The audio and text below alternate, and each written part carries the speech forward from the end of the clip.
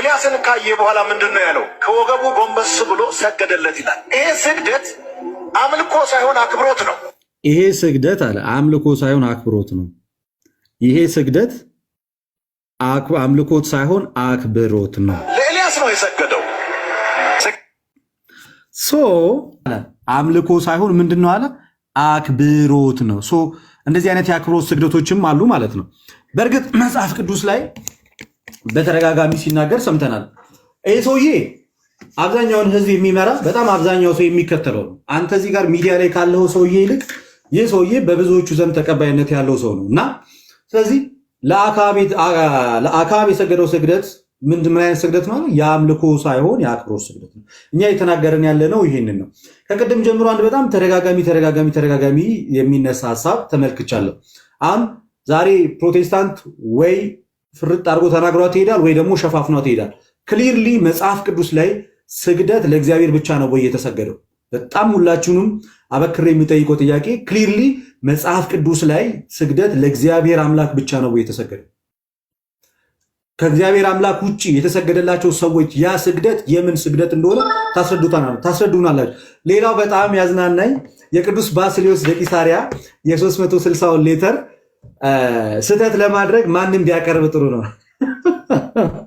ፊሊፕ ሻፍ ጋይስ አይ ዋዝ ኤክስፔክቲንግ ሰምስ በጣም የሆነ ቬነሬትድ የሆነ የቅዱስ አባታ ይሄ ስህተት ነው ምናምን የሚል ወይ የሆነ ምናምን። ፊሊፕ ሻፍ ሲጀመር ፕሮቴስታንት እኮ ነው ብራዘር፣ ፕሮቴስታንት እኮ ነው። የፕሮቴስታንትን ማስረጃ አምጥተህ ይሄ ማስረጃ ነው ትላለህ? ትንሽ እንኳን አታፍርም? ቢያንስ የሚያውቁ ሰዎች እዚህ አካባቢ ላይ ይኖራሉ አትልም? ፊሊፕ ሻፍ ምንድን ነው ሲጀመር? በቤተክርስቲያን ውስጥ ምን አይነት ድርሻ አለው? የቅዱስ ባስልዮስን ጽሑፍ ልክ ይሁን አይሁን ለመመዘን የምን አይነት ስልጣንና ምን አይነት አቅም ነው ያለው? ሲጀመር ምን አይነት አቅምና ቦታ ነው ያለው? እሱ እኮ ያደረገው ነገር ነው መጽሐፍትን የመሰብሰብ ስራ ነው። በቃ ዳትሴት አለቀ።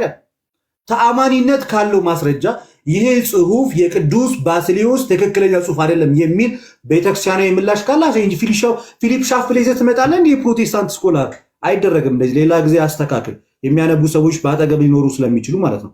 እስካሁን ድረስ ክሊር እንዲደረግልን የምንፈልገው በተደጋጋሚ ሲነሳ የነበረ ሀሳብ አለ። ቤተክርስቲያን አዎ ለእግዚአብሔር የምን አይነት ስግደት ትሰግዳለች? የአምልኮ ስግደት ትሰግዳለች። ለቅዱሳን ግን የጸጋ ስግደት ትሰግዳለች። የስ ይህንን ደግሞ ስትሰግድ መሰረት የምታደርገው መጽሐፍ ቅዱስን ነው። ቅድም በተደጋጋሚ ጴጥሮስን አንስታል። ዋሽተሃል። ጴጥሮስ አትስገድልኝ አላለም። ቃል በቃል መጽሐፉ ጴጥሮስ አትስገድልኝ አላለም። ካለ እጠይቃለሁ ትሰጠኛለህ፣ ያለበለዚያ እንደተለመደው መጽሐፍ ቅዱስ ላይ እያሾፋችሁ ነው። እንዲህ ነው የሚለው ቃል። ጴጥሮስ ግን ተነስ እኔ ራሴ ደግሞ ሰው ነኝ ብሎ አስነሳው። እኔ ራሴ ሰው ነኝ ብሎ አስነሳው እንጂ አትስገድልኝ የሚል ቃል ከጴጥሮስ አልወጣም። ሌላኛው የቤተክርስቲያንን ትምህርት አታውቅም አልከኘው። 7ቱ የቤተክርስቲያን መጽሐፍት የሚባሉትን አንድምታቸውን ከሐዋርያት ሥራ ጀምሮ ያለውን የኔ ወንድም ላሳየ። በጣም ታሾፋለህ ግን በጣም የሚገርም ሐዋርያት ሥራ አንድምታ ምዕራፍ 16 ላይ ያለውን ላሳያችሁ። የሐዋርያት ሥራን አንድምታ ላሳያችሁ። እንደዚህ ይላል የጴጥሮስን ማለት ነው። ሐዋርያት ሥራ ምዕራፍ 10 ከቁጥር 15 ላይ እንደዚህ ይላል። ጴጥሮስን በገባ ጊዜ ቆርኔሌዎስ ከቤት ወጥቶ ተቀበለው። ወሰገደ ሎቱ ታሕተ እገሪሁ ከእግሩ በታችም ሰገደለት። ከእግሩ በታች ወድቆ ሰገደለት። የአክብሮ ስግደት ነው። ሀተታው ቆስጠንጢኖስ ለሰለስቱ ምዕት ዮሐንስ ለመላኩ እንደሰገደው። ቢንጎ! የቤተክርስቲያን ትምህርትማ ጠንቅቄ ነው የማውቀው። ይኸው ከአንድምታዬ ነው እኮ ማሳይ ስል ሌላም አለ ስል ይኸው ከእግሩ በታች ወድቆ ሰገደለት። የአክብሮት ስግደት ነው ጋይስ፣ የአክብሮት ስግደት ነው። ይህንን የተናገረው ልደተ ቃል ብቻ አይደለም። በነገራችን ላይ የቤተክርስቲያን አንድምታ ብቻ አይደለም። በጣም አሚዝ የሚያደርገን አዲሱ መደበኛ ትርጉምም እንደዚህ ብሎ ነው የሚናገረው። እኔም እንዳንተው ሰው ነኝ የሚለውን ንግግር ቃሌ እንዳትሰግድልኝ ብሏል አለ። ቃሌ ከአዲሱ መደበኛ ጋር አዲስ ቻሌንጅ ትጀምሩልኛላችሁ። ነገር ምንድን ያለው እዚህ ጋር ጴጥሮስ ከእግዚአብሔር ስለተላከ ቆርኔሌዎስ ራሱን ዝቅ አድርጎ አለ ጴጥሮስን ማክበሩ ይሆናል እንጂ ጴጥሮስ ራሱ ከፍጡር በላይ ከፍ ማድረግ እንዲሁ ያለውን ክብር መቀበል አልፈለገም። ግን ምን ይላል አለ ቆርኔሌዎስ ግን አለ አዲሱ መደበኛ ትርጉም ጴጥሮስን ከፍ ማድረጉ ነው፣ አክብሮት ነው አለ። እንግዲህ ምን እናርግ ታዲያ? ምን እናርግ? በራሳችንን መጽሐፍ በእናንተ መጽሐፍ ቀጥቅጠን እንችላለን። በቃ ይበቃ። አትናቴዎስ እንትን ላይ የጠቀሰውን የራእይ ማብራሪያውን ጨምሮ እዚህ አጌንስታሪያንስ ላይ የጠቀሰውን ዲስኮርስ አጌንስታሪያንስ ላይ የጠቀሰውን ሳስቀምጥልህ የሐዋርያት ሥራ ትርጓሜ ጋር ሄድክ እና አንድምታ ራሱ የራእይን አንድምታ ሳስቀምጥልህ የራእይ አሁንም የሐዋርያት ሥራ ትርጓሜ ጋር ሄድክ። ስለዚህ እንግዲህ ትርጓሜ ከትርጓሜው ይጋጫል ካላልከኝ በስተቀር እንዳትሰግድለት ወቅ ይላልና ጥያቄ ኧረ ቆይ እየጠየኩ ነው። ጥያቄ እየጠየኩ ነው። አንዴ እየጠየኩ ነው። ቆይ ሪፍሌክሽን ታይም አራት ጊዜና አትግደል እየጠየኩ ነው እንዴ። እሺ የራእይ ምዕራፍ 22ቱን ለእግዚአብሔር ስገድ እንዳታደርገው ተጠንቀቅ የሚለውን መጽሐፍ ትርጉም የሚለውን ጥቅስ ትርጉም እስቲ አስቀምጥልን። ምን ማለት ነው? ኦኬ ይሄን ጥያቄ በቀላሉ ራእይ ዮሐንስ ምዕራፍ 19 ቁጥር 10 ላይ እና ራእይ ዮሐንስ 22 ላይ በተመሳሳይ ሰዓት ዮሐንስ ለመልአኩ መስገዱ ምንን የሚያስረዳ ነው? ስግደት ለመላእክት የምናደርገው ስግደት ስህተት እንዳልሆነ የሚያስረዳ ነው። ምክንያቱም ይህ በመንፈስ ቅዱስ የተሞላ ታላቅ ሰው ይቅርታ የማስረጃ እንድታቀርብ ነው እንጂ አንተ ማብራሪያ አይደለም። የኔ ማብራሪያ እኮ ነው መልስ ወንድሜ የጠየቀኝ የኔ ማብራሪያ ነው። ይሄንን ጥቅስ ቤተክርስቲያን ምን ብላ ከተችው? ኦኬ የኔን የቤተክርስቲያን ማብራሪያ ነው የምትቀበለው? የቤተክርስቲያን ማብራሪያ ምን ብሎ ይፈታዋል? የኔን የቤተክርስቲያን ማብራሪያ ትቀበለዋለህ? ሪሊ እየጠየቀኝ ነው። ጥያቄውን መልስ። የቤተክርስቲያን ማብራሪያ ምን ብሎ ይፈታዋል? አንተ የቤተክርስቲያን ማብራሪያ ምን ብሎ ይፈታዋል? እኔን አትጠይቀኝ፣ በጊዜ ትጠይቀኛለህ። ተመልከቱ። መቼም ቢሆን ቢሞት አይመልሰውም። ቢሞት ነው የማይመልሰው። መልስ። የቤተ ክርስቲያን ማብራሪያ ምን ብሎ ይፈታዋል? እመልሳለሁ። ይሄ የኔ መጽሐፍ ነው ያንተ አይደለም። ትቀበለዋለህ? ይሄንን መጽሐፍ እኮ ያንተን መጽሐፍ አንተ ምን ብለህ ታምናለህ የሚለው እየጠየቁ ስለሆነ ጥያቄ መልስ። መቼም ቢሆን ቢሞት የማይመልሰው ጥያቄ ቢኖር ይሄ ጥያቄ ነው። የራእይ ምዕራፍ 22 ምን ብላ ቤተክርስቲያን ፈታቸው? ያንተ መጽሐፍ አይደለም። አስቀምጠዋለሁ። ሁለተኛ ጥያቄ እያወራን ያለነው ይሄንን ሐሳብ በሶሊ ዲዮ ግሎሪያ ሐሳብ ውስጥ ከተን ነውና፣ ስለዚህ ሶሊ ዲዮ ግሎሪያ የሚለው ሐሳብ የሚለው ትርጉሙ ምን ማለት ነው? የራስህ እምነት ነው። ያንተ እምነት እኮ ምን ማለት ነው? ተረድተኸው ነው ወይ የምታወራው? ምን ማለት ነው? እኔ ስላንተ እምነት ላብራራ አልመጣሁም። እኔ ስግደት ማብራራትም አትችልም። ሲጀመር አጋንንታዊ የምትለው እንደ ፈሪሳዊ የማታውቀውን ነገር ስለሆነ ማለት ነው። ሶስተኛ ጥያቄ ኧረ ቆይ እባክህ ልቀጥል። ለእግዚአብሔርና ለንጉሱ ሰገዱ ተብሎ መጽሐፍ ቅዱስ ላይ ተቀምጧልና ለእግዚአብሔርና ለንጉሱ ሰገዱ የሚለውን ጥቅስ ጠቅሶ ለቅዱሳን ስግደት ይገባል ብለው ያስተማረ አንድ የቤተክርስቲያን አባት ጥቀስ። ቤተክርስቲያኔ ስግደት እንደሚገባ እሱን የመጽሐፍ ቅዱስ መሰረት አድርጋ ትናገራለች። ጥያቄውን አስታውሰኝ እስቲ። ጥያቄው ምንድን ነው የሚለው? ጥያቄውን አስታውሰኝ። ኦኬ አዳምጠኝ። ጥያቄውን አስታውሰኝ ፕሊዝ። የተደማመጥን እሱን ጥቅስ ይዞ ስግደት ለቅዱሳን ይገባል ያለ ቤተክርስቲያን አባት ንገረኝ ያልከኝ አለቅ። ከዚህ የተለየ ጥያቄ ጠይቀኝ። እሺ አሁን እሱን ጠቅሶ ያስረዳ የቤተክርስቲያን አባት አሳይ። ኦኬ በመጀመሪያ ደረጃ የቤተክርስቲያን አባት አንድ ጉዳይ ለመልስ ለመስጠት የዛን ተቃራኒ ሰዎች መቆም መቻል አለባቸው። ወይም እንደ ሁለተኛ የለም ቴንክ ዩ የለም። ወደ ሌላው ጥያቄ ቆርኔሊዮስ ለጴጥሮስ ሰግዶለታል። ቆርኔሊዮስ ለጴጥሮስ የሰገደለትን ስግደት ጠቅሶ ለቅዱሳን ስግደት ይገባል ብሎ ያስተማረ የቤተክርስቲያን አባት የትኛው? አዲሱ መደበኛ ይናገራል። ለቅዱሳን ስግደት ይገባል ብሎ እንዳስተማረ አሳይ። አዲሱ መደበኛ እኮ አሳይ። የራስህ ከአዲሱ መደበኛ ልተርጉምልህ። አዲሱ መደበኛ አተርጉም ልኝ አንብብ። አንተን ተርጓሚ ባላደረግ አተርጉምልኝ። ጥያቄው መልስ። ላነብልህ ነው። አዲሱ መደበኛ እኮ አንብብ። እንደዚህ ይላል። አዲሱ መደበኛ ለቃሌ ጥያቄ መልስ ይሰጥ ይላል። እኔም እንዳንተው ሰው ነኝ ያለው ጴጥሮስ ከእግዚአብሔር ስለተላከ ቆርኔሊዮስ ራሱን ዝቅ አድርጎ ጴጥሮስን ማክበሩ ይሆናል። ስለዚህ ጴጥሮስ ቅዱስ ነው። ስለዚህ ጴጥሮስን ማክበሩ ተገቢ ነው ያለ ነው። ይሄን ጥቅስ ጠቅሶ ለቅዱሳን ስግደት ይገባል ብሎ ያስተማረ ነው። የባርነስንም ደግሞ የፕሮቴስታንት እዛው የለም የጠየቁ ጥያቄ አንዴ እባክህ ረጋ በል። የቤተክርስቲያን አባት ነው የምጠቅሰው። የቤተክርስቲያን አባት ነው የምጠቅሰው። የቤተክርስቲያን አባት ነው የምጠቅሰው። የጠየቁ የቤተክርስቲያን አባት ነው። የለም የቤተክርስቲያን አባት ልታገኝ ስለማትችል ወደ ፕሮቴስታንት ሄድ። የለም ቴንክ ዩ። እሺ ልቀጥል። አይ በቃ የኔ ሰዓት ነው ልቀጥል እንዴ? አትመልስም። እኔ ቢጠየቁ የቤተ ክርስቲያን አባት በል ልቀጥል። ራእይ 6 ላይ እንግዲህ ራእይ ላይ ያስቀመጥከው ሐሳብ አለ። በእግሮች ስር መጥተው ይሰግዱ ዘንድ የሚል ሐሳብ አስቀምጠሃል ራእይ ላይ ማለት ነው። ይሄን ጥቅስ ጠቅሶ ለቅዱሳን ስግደት ይገባል ብሎ ያስተማረ ልብ በል የቤተ ክርስቲያን አባት ታውቃለህ? ልመልስልህ። ኦኬ እንዳታቋርጠኝ። ይኸው ልመልስልህ፣ እንዳታቋርጠኝ ፕሊዝ። የቤተ ክርስቲያን አባት ካልጠቀስክ ግን አቋርጣለሁ። ልመልስልህ ነው፣ እንዳታቋርጠኝ። የዮሐንስ ራእይ ኮሜንተሪ ቻፕተር 3 ቨርስ 9 የፕሮቴስታንት ቴዎሎጂያን የቤተ ክርስቲያን አባት ነው የተባልከው። ማን አባት? የቤተ ክርስቲያን አባት ነው የተባልከው። የኛ ሶሎ ስክሪፕቹራ የቤተ ክርስቲያን አባት ነው የተባልከው እንጂ ፕሮቴስታንት ስኮላር አልተባልከም። ስለዚህ የቤተ ክርስቲያን አባት የለህም። አንዴ የቤተ ልመጣልህ ነው። ኧረ ልመጣልህ ነው። ረጋ በል እንዴ! በጣም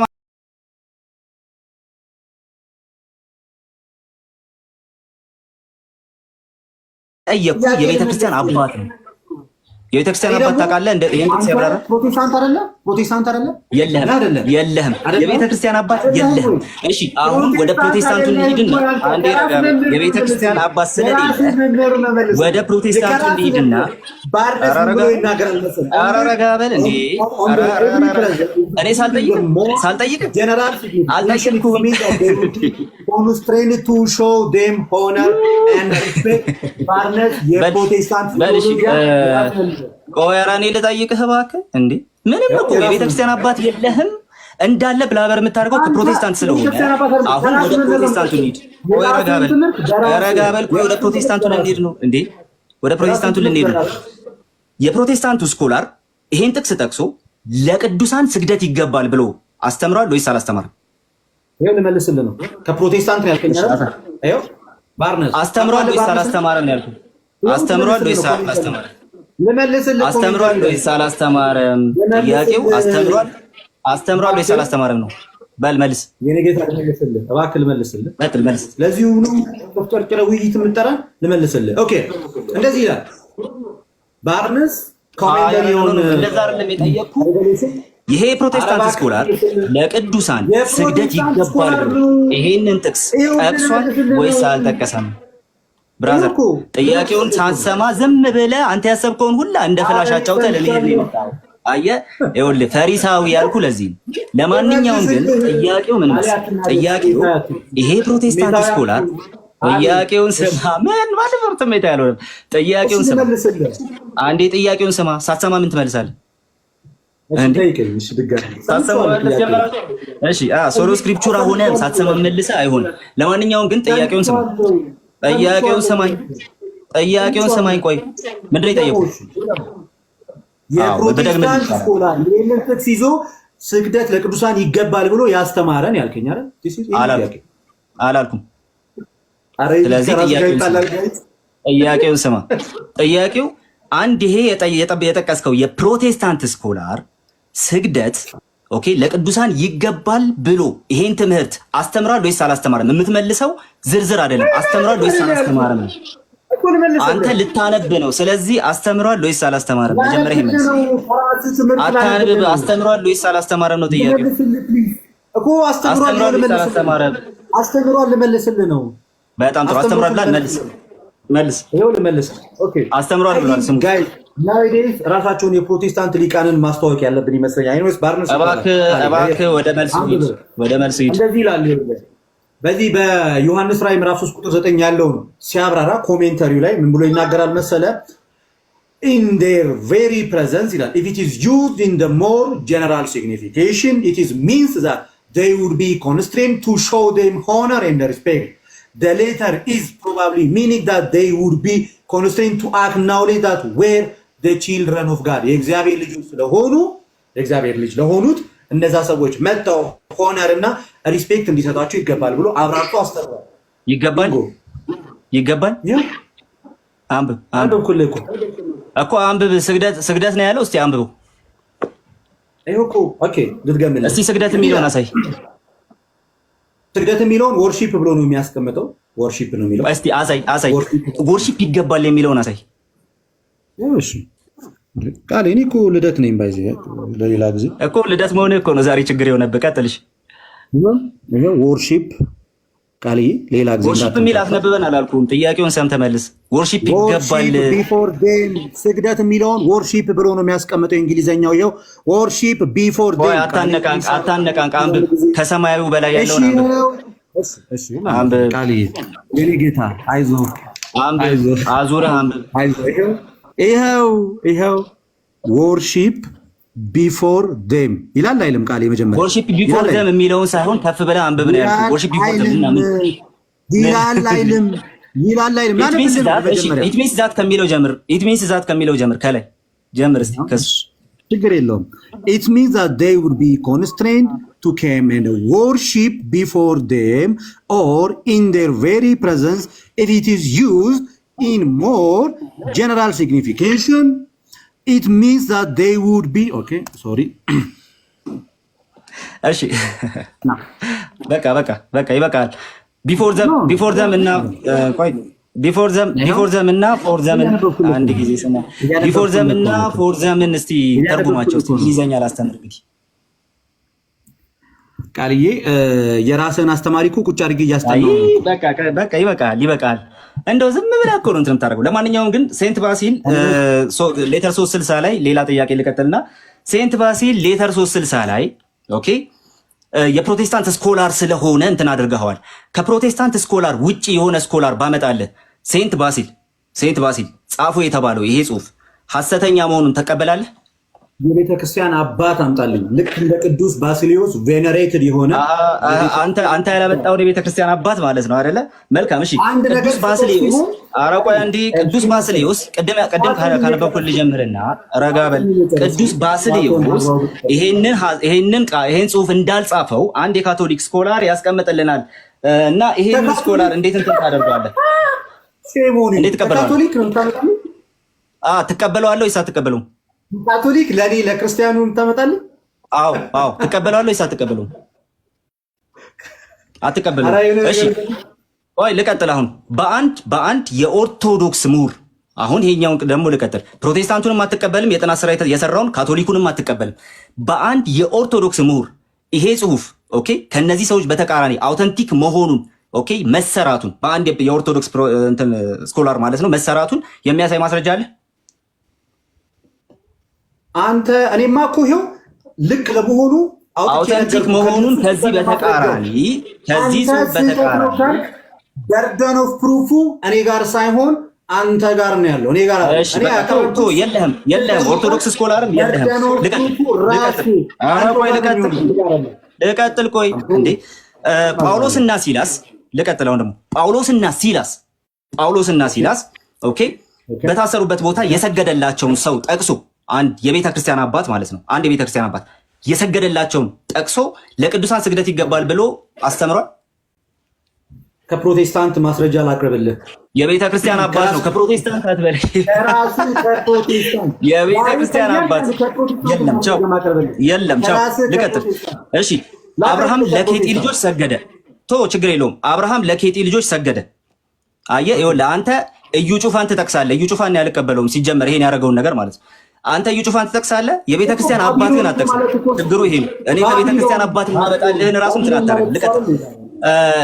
ለኬጢ ልጆች መስገዱን ቆይ አንዴ። አብርሃም ለኬጢ ልጆች መስገዱን ዮሴፍ ወንድሞቹ ለዮሴፍ መስገዳቸውን ጠቅሶ ኦኬ እነሱ መስገዳቸውን ጠቅሶ ቅዱሳን ስግደት ይገባቸዋል ብሎ ያስተማረ ቤተ ክርስቲያን አባት አለ?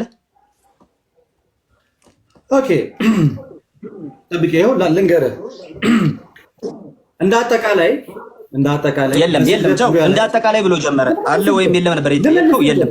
ልቀጥል። የመጨረሻ ጥያቄ 16 ሰከንድ ነው ያለኝና የመጨረሻ ጥያቄ እስቲ ልጠይቅ በ16 ሰከንድ ማለት ነው። በስዕል በኩል ለባለ ስዕሉ መስገድ የቤተክርስቲያን ሕልውና ከታወቀበት ጊዜ ጀምሮ የመጣ ነው። ማስረጃ አለ ለዚህ? ከስዕል ጋር ተያይዞ ቅዱስ ባሲሊዮስ የተናገረውን ቅድም ማስረጃ አስቀምጥልኝ። ሐሰተኛው ሰነድ ማለት ነው።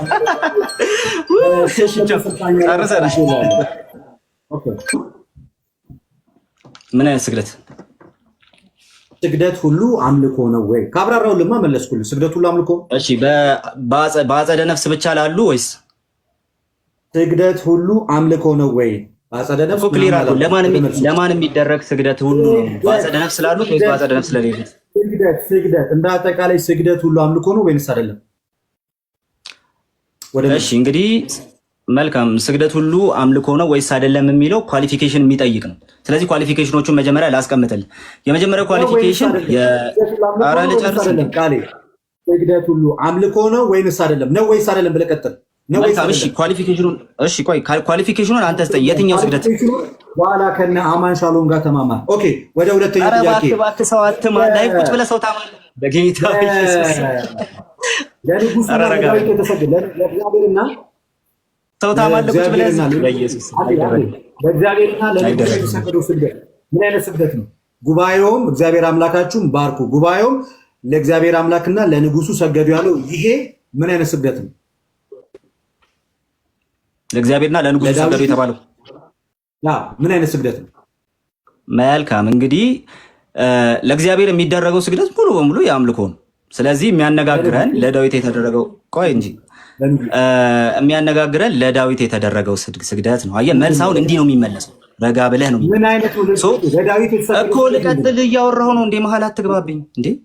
መሀል አትግባብኝ። ስለ እግዚአብሔር እሺ መልካም ስግደት ሁሉ አምልኮ ነው አይደለም ከሚለው ጥያቄ ቀጥሎ የጠየቀ ኧረ ልቀጥል እንዴ? እሺ ቀጥሎ የጠየቀኝ ጥያቄ እኮ ለዳዊት በቃ እየመለስኩኝ እያቋረጥከኝ ነው። ወደ ሶስተኛው ጥያቄ ቃልዬ ጣራውን አየህ እኮ መልስ የለም። ወደ ሶስተኛው ጥያቄ ከራስ ቤተ እምነት እኔ ጣራ ላይ ዋሻ ላይ ምን አገባ? መልሱን እየሰጠው ነው። ሶስተኛ ጥያቄ ቃልዬ ከራስ ቤተ እምነት የእምነት መግለጫ ስግደት ለእግዚአብሔር ብቻ የሚል አውጣና ያሳይ። ከራስ ቤተ እምነት የቸርችን የእምነት መግለጫ ስግደት ለእግዚአብሔር ብቻ የሚል አውጥታ አሳየኝ። ልክ እኔ ይኸው እንደዚህ አይነት መጽሐፍ እንዳለኝ ሁሉ ማለት ነው። አሳየኝ ከራስ። በጣም ጥሩ፣ በጣም አሪፍ። አንተ ይሄ መጽሐፍ አለ የሸመጠጥከው ማለት ነው። ይሄ መጽሐፍ አለ ግን እኮ ልመልስልህ ነው።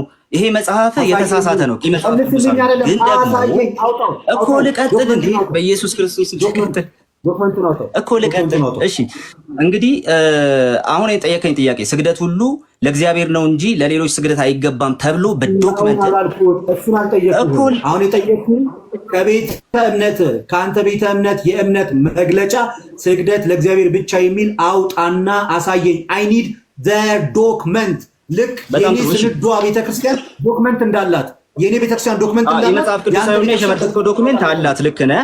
ግን አሁን ጉዳዩ እሱ ሳይሆን እኮ ምላሽ ልሰጥህ ነው እንዴ? ምላሽ ልሰጥህ ነው። ያንተ ዶክመንት እኮ የሸመጠጥከውና እንትን የሆነ ነው የመጽሐፍ ቅዱስ ሳይሆን፣ ግን ደግሞ ወደኔ እኮ ለኔ ሰነድ ላመጣ ነው። ቆይ እንዴ እኮ ላመጣ ነው። ቆይ አንዴ መልስ ልሰጥህ ነው። ረጋ በል እንጂ ረጋ ቀስ። እሺ የኔ የቤተ ክርስቲያኔ እንትን ላይ የቤተ ክርስቲያኔ ወረቀት የቤተ ክርስቲያኔ አስተምህሮ ላይ ማለት ነው መሐመድ ነብይ አይደለም ተብሎ አልተጻፈም።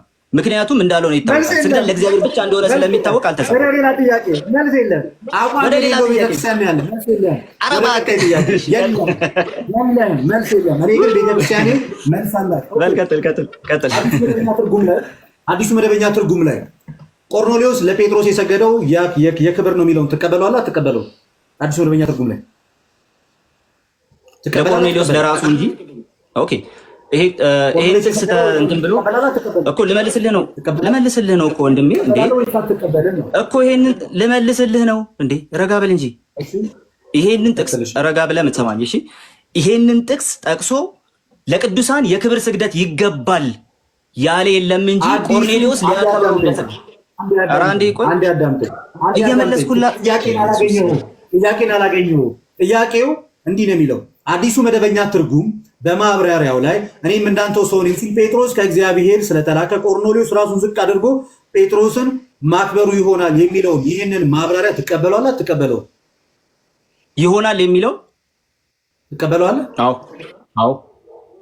የእናንተ መጽሐፍ አንድም ቀን እርግጠኛ ሆኖ አያውቅም። ኦኬ እንደገና ባርነስ የመጨረሻ ስቴትመንት ይሄ ነው። አዎ ስትባል ስቴትመንት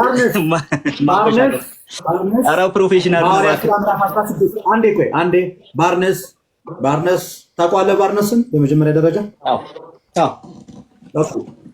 ኦኬ ካወቀው ባርነስ በሐዋርያት ሥራ ማብራሪያው ቁጥር 16 ምዕራፍ 16 ቁጥር 29 ላይ fell down ወይም ተደፋ የሚለውን this was an act of profound reverence የሚለውን ይሄ የአክብሮት ስግደት የሚገልጽ ነው ያለውን ትቀበለዋለህ? profound of reverence የሚለውን ትቀበለዋለህ?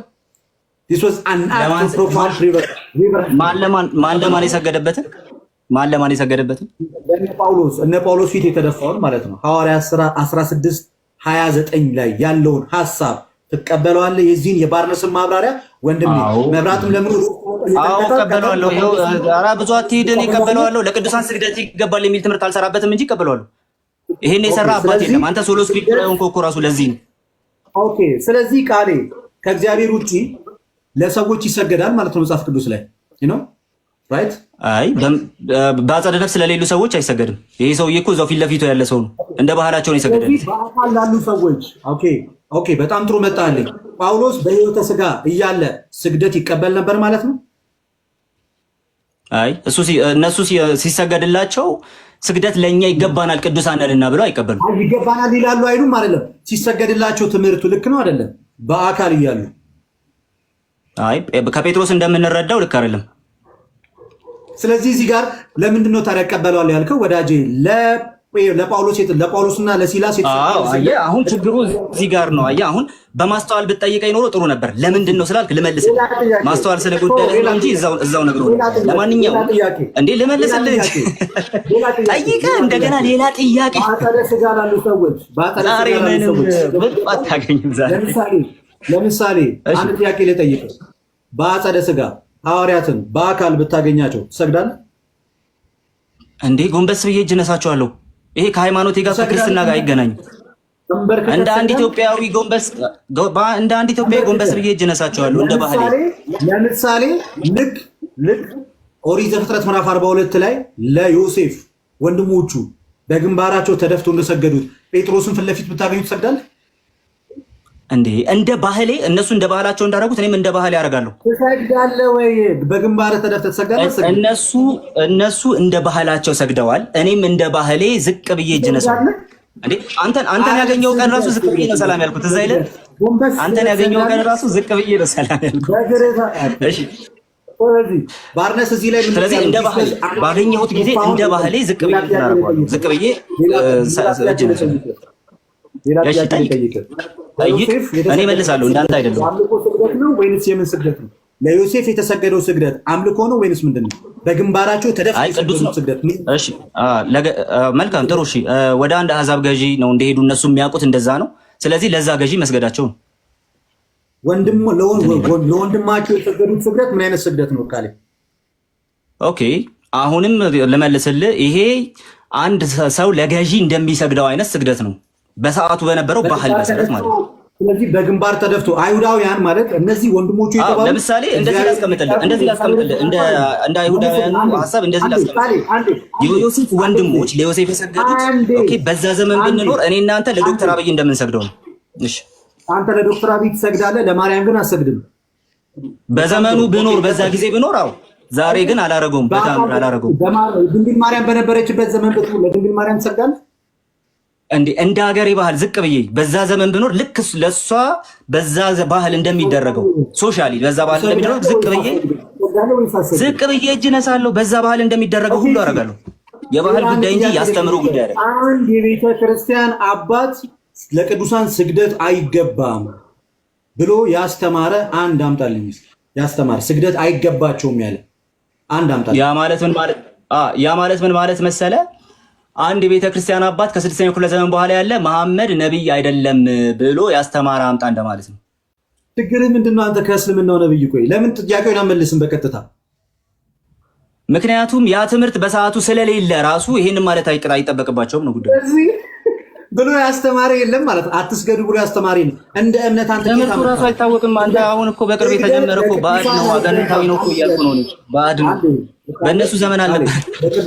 በቅዱሳን ስግደት አይገባም ወይም ደግሞ ስግደት ለእግዚአብሔር ብቻ ነው የሚለውን እንደ እምነት ነው ያስኩት ብለኛል። ይህን እምነትን እሺ ከአትናቴዎስ ኧረ ይኸው እንደውም ላምጣልህ ከአትናቴዎስ በቃ ኦኬ እንጂ መጽሐፍ ቅዱስ ላይ አላገኘኸውም። እንዴ መጽሐፍ ቅዱስማ ራእይ 22 ላይ አለ።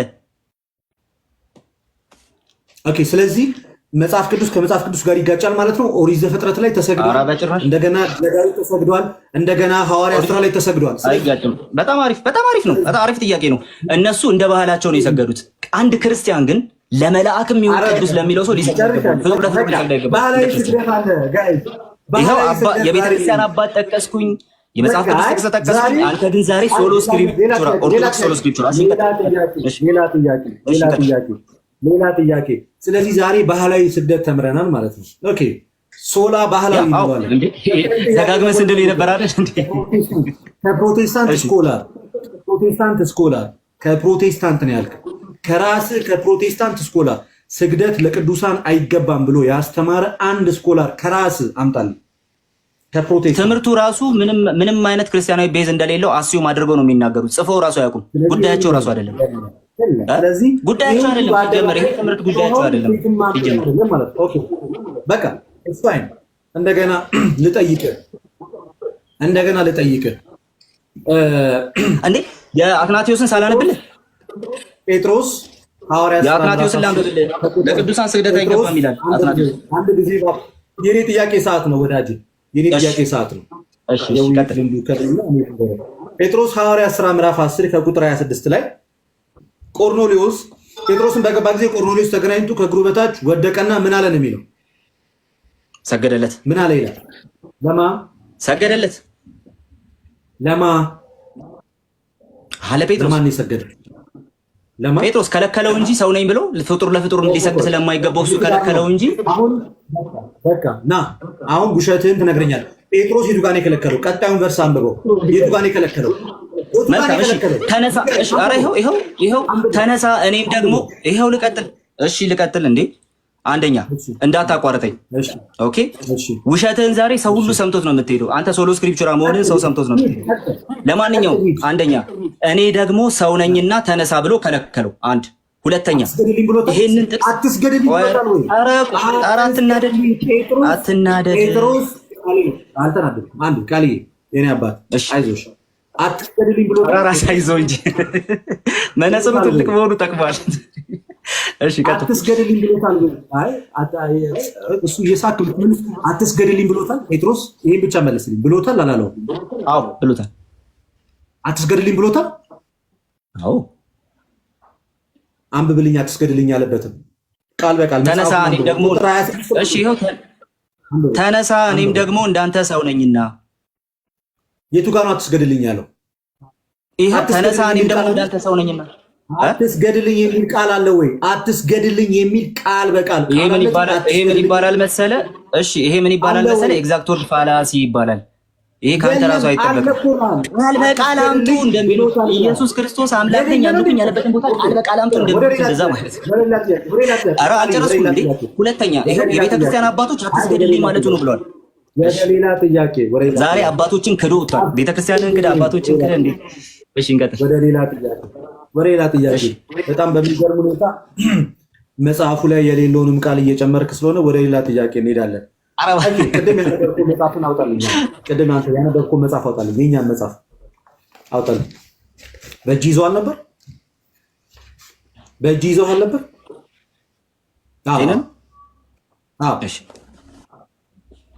ኦኬ። ስግደት ሰው አምልኮቱና ተገዥነቱን ለመግለጥ ራሱን ዝቅ አድርጎ በግንባሩ መሬት በማስነካት ገጽ ስንት ላይ ላውጣልህ ወንድም? ማለት ያነበብኩልህ እዛው 85 ላይ ተገዥነቱን የሚገልጽበት ተግባር ነው።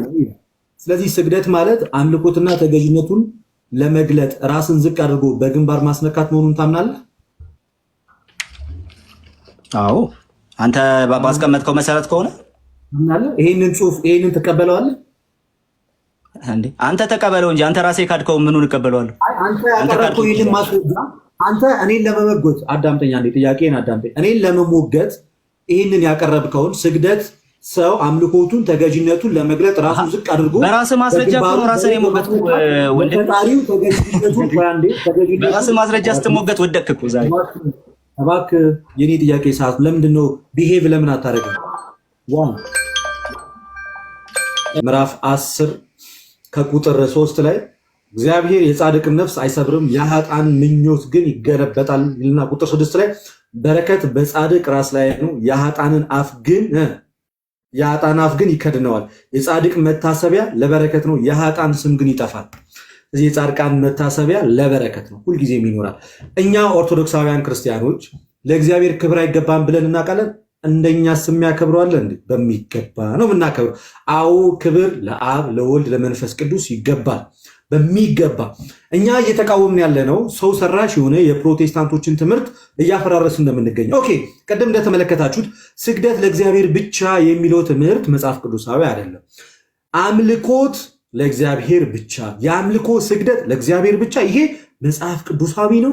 በታሪክ ውስጥም ተአማኝነት ያለ ነው። ነገር ግን መጽሐፍ ቅዱስ ላይ ለቅዱሳን ሲሰገድ ተመልክተናል። ለዳዊት ተሰግዷል፣ ለዮሴፍ ተሰግዷል፣ ለጴጥሮስ ተሰግዷል፣ ለጳውሎስና ሲላስ መጽሐፍ ቅዱስ ላይ ተሰግዶ እንመለከታለን።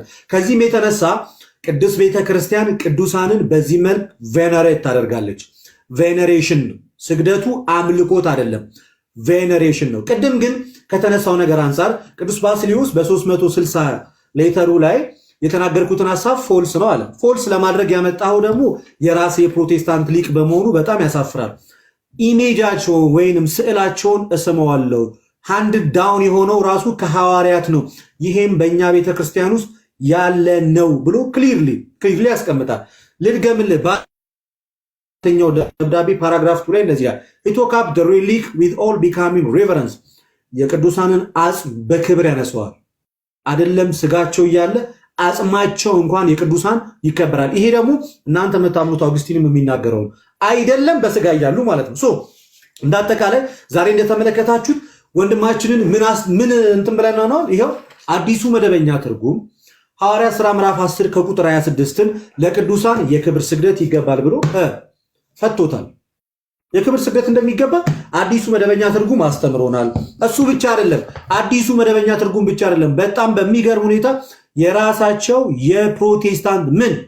የፕሮቴስታንት ሊቅ ባርነስ የተባለው ምንድን ያለው ይሄ ስግደት አለ እነ ጳውሎስ እና ሲላስ ፊት መጥቶ የተደፋውን ያንን ፕሮፋውንድ ሬቨረንስ፣ ይሄ ምን ማለት ነው? የአክብሮ። ስለዚህ ለአክብሮት ቅዱሳንን ለማክበር ሰዎች እንደዚህ እንደሚያደርጉ መጽሐፍ ቅዱስ ብቻ አይደለም የራሳቸው የፕሮቴስታንት ሊቃንም ይናገራል። እና ሌላ ጊዜ ቃልዬ ዝም ብለ 120 ቪዲዮ አትስራ ለውይይት ልክ እንደዚህ ስትያዙ ጸጥ ለምትሉት። ሌላኛው ስግደት ሁሉ አምልኮ ነው ወይ ብዬ ስጠይቀው ማን አለ አልክ። ማን አለ ስንል አንድ ዘማሪ አለ፣ እሱ ተናገረ። ምን አለ? ለየትኛውም ስግደት ጣዖት አምልኮት ነው አለ። ወንድማችን ደግሞ እዚህ ጋር ምን አለ? ባቢሎናዊነት እዚሁ ባቢሎናዊነትን ላሳይ፣ ስግደት ሁሉ አምልኮ ነው አላልኩም። ማን አለ አለ።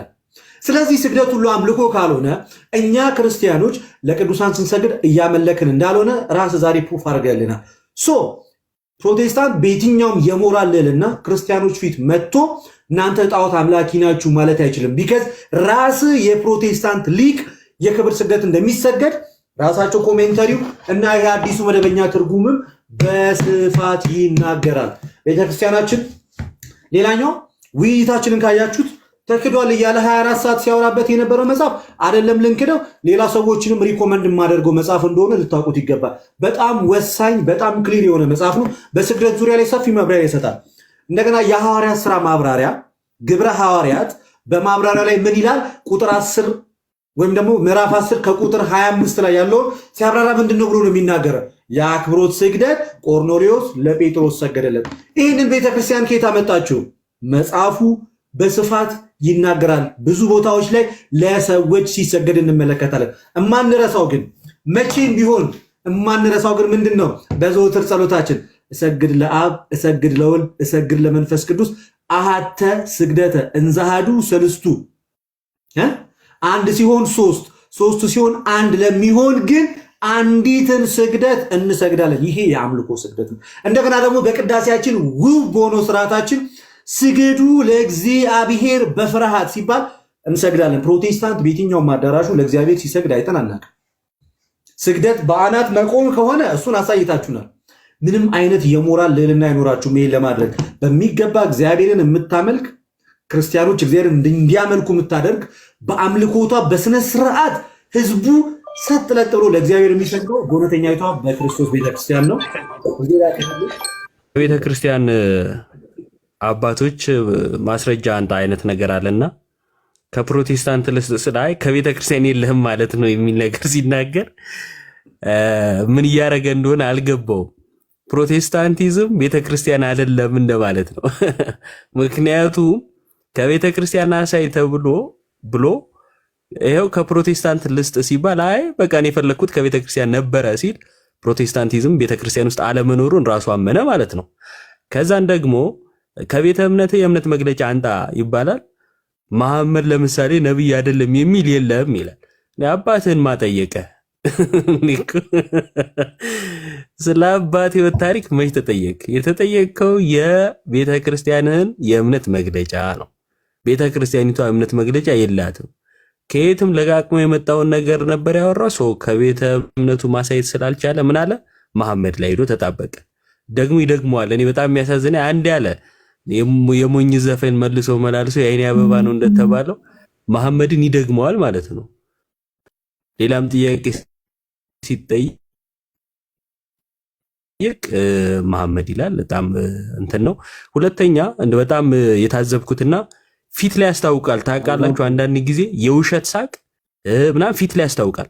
ከራሱ እምነት ሲጠየቅ በተደጋጋሚ አንተ እምነት መግለጫ አንክደሃል፣ እኔ ግን እንደዚህ እያለ ሌላ ነገር ነው የሚያወራው። የተጠየቀው ሌላ የሚያወራው ሌላ እና መጨረሻ ላይ ያው እንግዲህ አንድ የምናውቀው ዘፈን አለ። ዘፈን ኃጢአት ነው ግን ባህሌን የሚለው ነገር ነው አይምሮ ላይ የመጣው። ለምን እንደሆነ አላውቅም።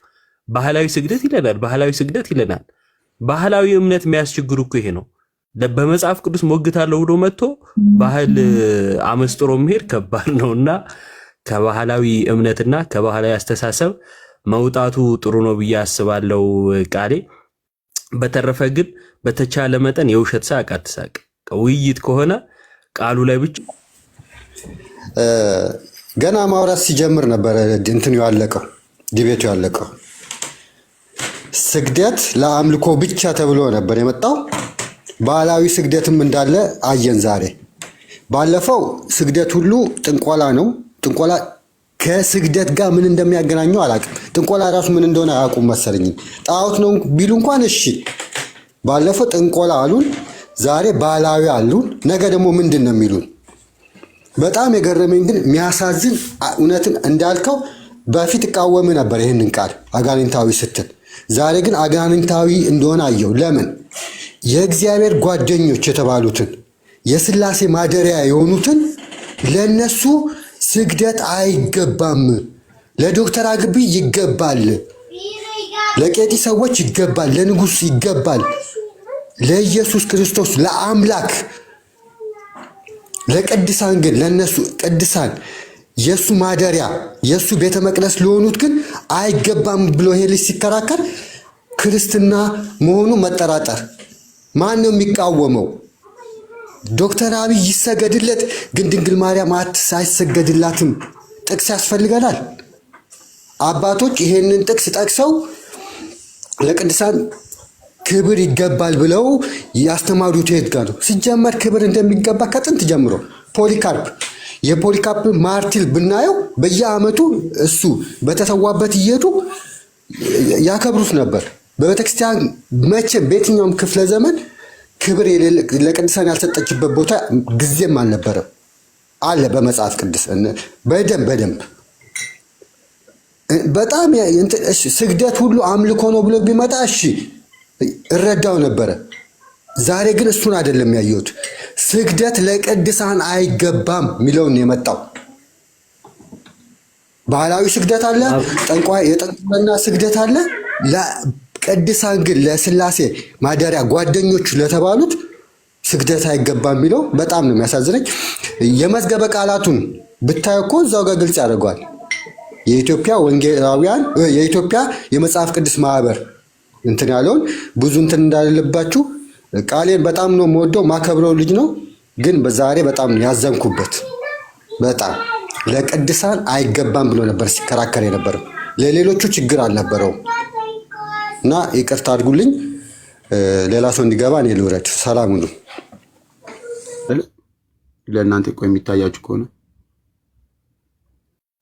ስግደት ይላልና ስግደት የሚለው ላይ ሰው በአምላኩ ፊት ይታያላ። ሰው በአምላኩ ፊት አምልኮን በታላላቅ ሰው ፊት ደግሞ አክብሮትን ለመግለጽ ሲጎነበስ ይላል። በማን ፊት? በእግዚአብሔር ፊት ሲሆን አምልኮን፣ በታላላቅ ፊት ደግሞ ሲሆን አክብሮትን ለመግለጽ ብሎ ጥቅሶችን ያስቀምጥና ወደ ታች ሲወርድ ግን በመጽሐፍ ቅዱስ ደግሞ ያስቀምጠዋል። በመጽሐፍ ቅዱስ ምን እንደሆነ ሲያስቀምጠው መዝገበ ቃላቱ በመጽሐፍ ቅዱስ ውስጥ በአንዳንድ ቦታዎች ለሰዎችና ለመላእክት ስግደት እንደተደረገ እናገኛለን ይላል። ለምን? ለመላእክትና ለቅዱሳን ሰዎች ስግደት እንደተደረገ እናገኛለን። ይህም የአክብሮት እንጂ የአምልኮት ስግደት አይደለም። በቀጥታ ነው የሚያስቀምጠው። ይህ የአክብሮት እንጂ የአምልኮ ስግደት አይደለም ብሎ ጥቅሶችን ያስቀምጣልና ከጥቅሶቹ መሃል ቅድም ልደት ሻ ያሳየው ጥቅስ የሐዋርያት ሥራ ምዕራፍ 16 ቁጥር 29 ማለት ነው። የወህኒ ቤቱ ጠባቂ በጳውሎስና በሲላስ ፊት የተደፋውን እሱን የአክብሮት ስግደት ብሎ ነው የሚገልጸውና በቀጥታ ይህ ጥቅስ የሚያሳየው ራሱ መዝገበ ቃላቱ ራሱ የሚያሳየው የአክብሮት ጥቅስ የአክብሮት ስግደት እንዳለ ነው ማለት ነው። እና ይህችን ብቻ ለማሳየት ነው ስፒሮስ ስለጠቀሰው። አመሰግናለሁ። ታች ወርዳለሁ ብቻ በሚል መሰለኝ የገባው እሱና ግን እዛው ነው ስግደት ለእግዚአብሔር ብቻ ወይም ደግሞ ክብር ለእግዚአብሔር ብቻ እንደሆነ እዛው ወዲያውኑ ነው ያመነው። እና ቀጥታም ጥያቄ ሲጠየቅ አዎ የአክብሮት ስግደት የተሰገደውን እዚህ ጋር ትቀበላለህ ወይ ሲባል አዎ ሲል ነው የነበረው። እና እኛስ ምንድነው ታዲያ እያልን ያለ ነው? የአምልኮ ስግደት አዎ ለእግዚአብሔር ብቻ ነው። አምልኮን በተመለከተ ለእግዚአብሔር ብቻና ብቻ ነው የምናምነው ነው። እነሱ ግን ብዙ ጊዜ ስግደትን እና በተለይም ደግሞ ይሄ ከሶላዎች መካከል ክብር ለእግዚአብሔር ብቻ የሚለውን አምልኮ ብቻ እያደረጉ እየወሰዱት ነበር የሚከራከሩን። እና ወንድማችን ዛሬ እኔ ምንም ማለት ድምዳሜው ላይ ስናይ ምንም ልዩነት አላየውበትም። የአክብሮት ስግደት እንዳለ የሚቀበል ከሆነ አሁን በእርግጥ ያው በአካል እኮ ካሉ ችግር የለውም ማርያምን ባገኛት ትሰግዳለህ የሚል አለ። እኔ አሁን እሱ ራሱ እንዴት ይታያል? በደንብ ልትሄዱበት ትችላላችሁ። ዞሮ ግን አሁን ተንሸራተው ክብር ለእግዚአብሔር ብቻ እንዳይደለ ወይም ደግሞ ስግደትን በተመለከተ ለምሳሌ ስግደት ሁሉ አምልኮ እንዳይደለ እያመኑ ነው በነገራችን ላይ። እና እነሱ ወደኛ እየመጡ ግን እኛ ወደ እነሱ የሄድን የሚመስላቸው ነገር እኔ ሁልጊዜም ግራ ይገባኛል። አሁን እንደዛ ሲናገር ነበር ቅድም። እሱ ነው ወደኛ የመጣው፣ ነገር ግን እኛ ወደሱ የሄድን ያህል ነበር ሲናገር የነበረውና እንዴት ነው ነገሩ አቅጣጫው የሚለው ነገር በጣም እያሳቀኝ ነበር። ሌላው ይቺ ባህላዊ ስግደቷ በጣም በቃ ባህሌን እያለ ሲያበዛ ነበር ሲመልስ። እና እኔ እንግዲህ በመጽሐፍ ቅዱስ ባህላዊ ስግደት የሚል አላየንም እውነት ለመናገር ግን አይ እኔ እንደው ይገርምሃል ኢትዮጵያዊ ስለሆንኩ እንደ ባህሌ እሰግዳለሁ አለ። ነገር ግን መጽሐፍ ቅዱስ ላይ ያለውን ደግሞ የአክብሮት ስግደት መልሶ የሆነ ለማለባበስ ይፈልጋል ማለት የራሱ የተቀበለውንና አይ ያንን የአክብሮት ስግደት አይደለም የምሰግደው ዝም ብዬ ግን እንደው ባህሌ ያስገድዶኝ የሆነ አይነት ነገር ምናምንና ይሄ ባህላዊ ስግደት ያለው እሱ እንደዛ የጠራው ስግደት ማለት ባህላዊ ስግደቱ የሚል መጽሐፍ ቅዱሳዊ ስግደት ኖሮት ነው ወይ የሚለው ራሱ ጥያቄ እንደዛ አስነሳብኝ። እኔ ነው ወይስ ልጁ ምንድነው እያወራ ያለው? ማለት መጽሐፍ ቅዱስን ይዞ ልክ ያንን መናገር ሲጠበቅበት ግን ባህሌን ነው ያለውና ትንሽ ግራ ተጋባን እኛ ራሱ ማለት ነውና እግዚአብሔር የማይከለክለው ባህላዊ ስግደት አለ ማለት ነው። እንደገና ነው እንዴ ያሉ ነው ሰው እንደዚህ አይነት ነገሮች ላይ አሁን ለክርክር መምጣት ራሱ ግራ ነው የሚያገባው። የምር ለእግዚአብሔር መስገድ ትክክል ነው። ያው እንግዲህ ከመገዛት ወይም ከአምልኮ አንጻር ከአምልኮ አንጻር ከእግዚአብሔር ውጪ ለማንስ ልንሰግድ እንችላለን? አንሰግድም። ብቻውን ነው የሚወስደው አምላካችን እግዚአብሔር። ግን ከክብር አንጻር እኔ በጌታ በኢየሱስ እኔ ቅዱስ ጳውሎስን አስባችሁታል? አሁን በዚህ ዘመን ላይ ቢኖር እኛ ሀገር ላይ ቢኖር እንዲህ ኧረ በጌታ ስም እግሩ ስር ተደፍቼ ማን ያስነሳኛል? እኔ ጳውሎስ በዚህ ሰዓት ቢኖር ማለት ነው። እና መጽሐፍ ቅዱሳችን እንዲህ ያለ ነገርን የሚከለክል አይደለም። የእግዚአብሔር ሕዝብ የተባሉት ራሳቸው በነገራችን ላይ እግዚአብሔር ቀናተኛ አምላክ ነው የተባለው ለምን ነበረ? ለእግዚአብሔር ብቻ የሚደረገውን ነገር ለሌሎች ፍጥረት ሲያደርጉ እግዚአብሔር ቀናተኛ አምላክ ነው ተባለ። ስለዛ ለማንም አትስገድላቸው አታመልካቸውም ተብሎ በላይ በሰማይም በታች በምድርም ያሉት ለተቀረጹ ነገሮች ሁሉ ለማንም እንዳታደርገት አለ እግዚአብሔር። ዘጸአት ምዕራፍ ላይ በነገራችን ላይ የመጀመሪያው ከሱ ዘጸአት የመጀመሪያው ትእዛዝ ሲወጣ በዛ ምክንያት ነው። በቤቱ ምክንያት ህዝቡ በራሱ የሆነ ቅርጻ ቅርጽን ይሰራና ከዛ በኋላ ለእርሱ ከግብፅ ባርነት ነፃ ያወጡን አማልክት እነዚሁት ብለው የጥጃ ቅርጽን ሰርተው ወደዛ እየጠቆሙ ለእሱ እየሰገዱ እግዚአብሔር ቀናተኛ አምላክ ነው ተባለ። በዚህ እግዚአብሔር እኔ ቀናተኛ አምላክ ነኝ አለ እሱ ራሱ። ለምን? የእሱን ክብር ነው ለነዚያ የሰጡት። አሁን ስግደት በራሱ የምርም ለእግዚአብሔር ብቻ ሆኖ ከዛ በኋላ ለሌሎች ፍጥረታት የማይሰጥ ሆኖ ግን ሰጥተው ቢሆን እግዚአብሔር ቀናተኛ አምላክ እዛው ነው የሚጨርሰ።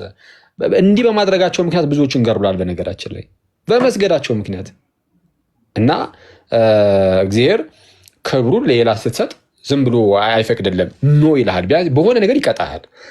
ግን ምንም ሲቀጣቸው አላየንም። ከነ አብርሃም ጀምሮ ሌሎችም በጣም በርካታ ሰዎች ማለት ነው። ስለዛ ምንድነው አሁን ስግደት ስለተባለ ብቻ ነሰሰሪ ለእግዚአብሔር ብቻ የሚባል ነገር አይደለም። አምልኮ ሲሆን ነው ለእግዚአብሔር ብቻ።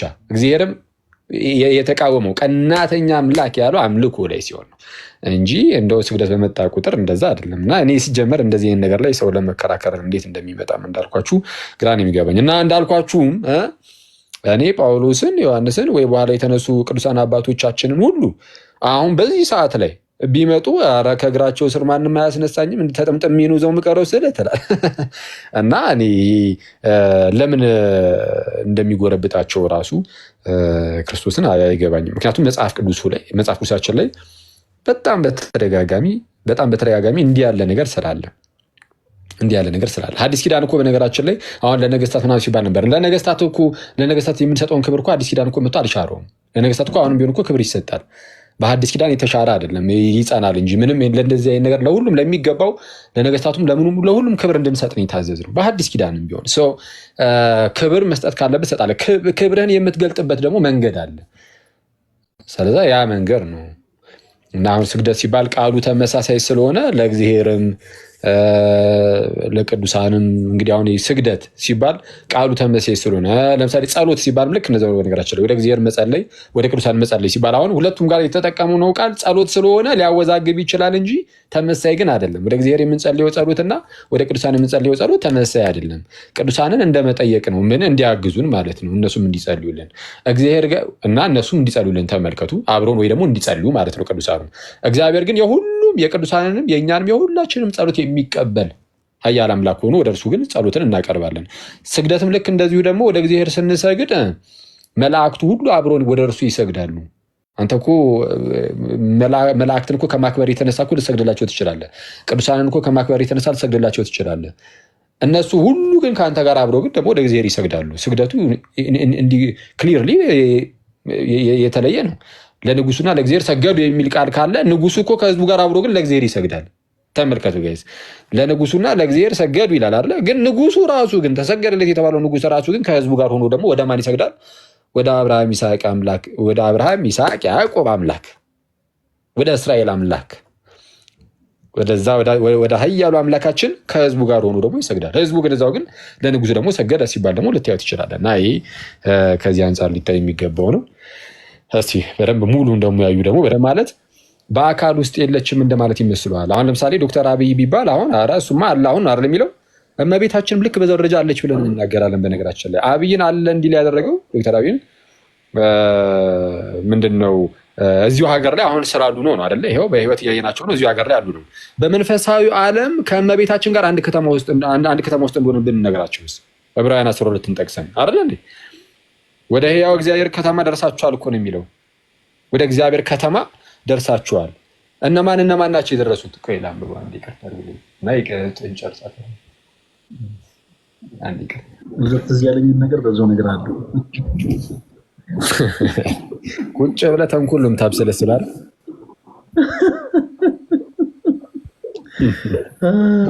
አልገባሽም? በጣም ከባድ ነገር። እሺ ዕብራውያን ምዕራፍ 12 ምንድነው የሚለው? ምን ያህል ቅርብ እንደሆንን ማለት ነው። የሆነ ለነርሱ እንድንሰግድላቸው ነሰሰርሊ አሁን ላይ መምጣት አይጠበቅባቸውም። ያው እነሱ አሁን ቅድም ቅዱስ ጳውሎስ አሁን ባገኘው ምናምን ነገር ስላችሁ ቀጥታ አሁንም ቢሆን ማለት ነው። አሁን ያኔ ሲሆን ብቻ ነው እንጂ አሁን ላይ አይደረግም ሲል ስለሰማሁት አሁንም ቢመጣ ጳውሎስ እንዳልኳችሁ ከእግሩ ላይ ማንም አያስነሳም። ያው ቅድም ያው ወንድማችን ያኔ ነው እንጂ አሁንማ ለማንም አይሆንም አይደረግም ሲል ስለነበረ ማለት ነው። እሺ አንዴ ግን ባይኖሩ በአካል ባይመጡም ራሱ ግን እነሱን እያሰብን በመንፈስ አንድ ላይ እንዳለን ስለምናውቅ እነሱን እያሰብን ክብራችንን በዚህ መልኩ መግለጽ እንችላለን። ምን ያህል ቅርብ እንደሆነ ለማሳየት ያህል እንዳትረሱ። ዶክተር አብይ አንድ ከተማ ውስጥ ስላለ አንድ ሀገር ውስጥ ስላለ የቅርብ ስለሆነ ነው። እኛ በመንፈስ ምን ያህል እንደተቀራረብን ላሳያችሁ። ዕብራውያን 12 እንዲላል ከቁጥር 18 ጀምሮ ሊዳሰስ ወደሚችል ወደሚቃጠልም እሳት፣ ወደ ጭጋግም፣ ወደ ጨለማም፣ ወደ አውሎ ነፋስም፣ ወደ መለከት ድምፅም፣ ወደ ቃሎችም ነገር አልደረሳችሁም። ማለት የደረሳችሁት ወደ እነዚህ አይደለም ነው። ይሄ የሲና ተራራ ያን ሙሴ የነበረበት ሰዓት እዛ የነበሩ ክስተቶች ናቸው እና ወደዛ አይደለም የደረሳችሁት። ኦኬ ሶ ወዴት ነው የደረስነው? ያንም ነገር የሰሙት አለ ያኔ በሲና ተራራ ላይ ማለት ነው። ሌላ ቃል እንዳይጨመርባቸው ለመኑ። ሌላ ቃል እንዳይጨመርባቸው ለመኑ። በጣም አሳቋቸው ከብዷቸው ማለት ነው። እሺ አንዴ ለመኑ። እንስሳ እንኳ ተራራውን ቢነካ ተወግሮ ይሙት የምትለዋን ትእዛዝ ሊታገሱ አልቻሉምና የሲና ተራራ እንስሳ እንኳን ቢነካ ይገደላል። ማንም ሰው ወደዛ አይቀርም። አይተዋል። በሩቁ ነው የሲና ተራራ። የእግዚአብሔር ክብር የተገለጠበት የሲና ተራራ ስላለ ወደዛ ማንም ሰው መቅረብ አይችልም። እንስሳ እንኳን ሄዶ ተራራውን ከነካ ይገደላል። እሺ ሙሴም እጅግ እፈራለሁ እንቀጠቀጥማለሁ እስኪል ድረስ የሚታየው እጅግ የሚያስፈራ ነበረ ያኔ። አሁን ግን አለ ነገር ግን ወደ ጽዮን ተራራና ወደ ሕያው እግዚአብሔር ከተማ ደርሳችኋል። አሁን ወደ እግዚአብሔር ከተማ ደርሳችኋል፣ መግባቱ ሁላችኋል። ኦኬ ወደ ሕያው እግዚአብሔር ከተማ ደርሳችኋል፣ ወደ ሰማያዊቱም ኢየሩሳሌም በደስታ ወደ ተሰበሰቡት ወደ አእላፋት መላእክት። ያው እየሰማችሁ ነው ጋይስ። ወደ ማን ደርሳችኋል? ወደ ሰማያዊቱ ኢየሩሳሌም በደስታም ወደ ተሰበሰቡት ወደ አእላፋት መላእክት። እንዴ ወደ አእላፋት መላእክት ደርሻለሁ። ምን አሁን አብረው አይደለም ይለኛል መላእክት ምናምን ይኸው አብረውኛል። ወደ እነሱ ነው የገባሁት። በአይን ማየት አይጠበቅብኝም። አሁን የሐዲስ ኪዳን በአይን የማየት በምላስ የመቅመስ ምናምን ስራ እንደዛ ነው አይደለም። ቅዱስ ቁርባን ስንቀበል የምር ህብስቱና ወይኑ የጌታችን የክርስቶስ ኢየሱስ ስጋና ደም ይሆናል። ግን ምላሳችን ላይ የምር አሁን ስጋና ደም አይነት ቴስት ይይዛል፣ ይቀየራል እንዴ ቴስቱ? እሺ እይታችን ላይ የሚቀየር ነገር ኖሮ ነው? በፍጹም አይደለም። ግን በመንፈስ ግን እንደዛ እንደሆነ እንረዳዋለን፣ እናውቀዋለን። ስለዚህ በእምነት እናደርጓለን። ይሄም በእምነት የሚደረግ ነው፣ መንፈሳዊ ነው በጣም። ይሄ የሐዲስ ኪዳን በጣም ብዙ ነገሮች እጅጉን መንፈሳዊ ናቸው። ልክ እንደ ብሉይ ኪዳን እንኳን አይደለም። ከዛም እጅጉን ወደ ተሻለው ክብር የተሸጋገር ነውና ወዴት ደርሳችኋል አለ? በደስታም ወደ ተሰበሰቡት ወደ አእላፋት መላእክት ደርሳችኋል።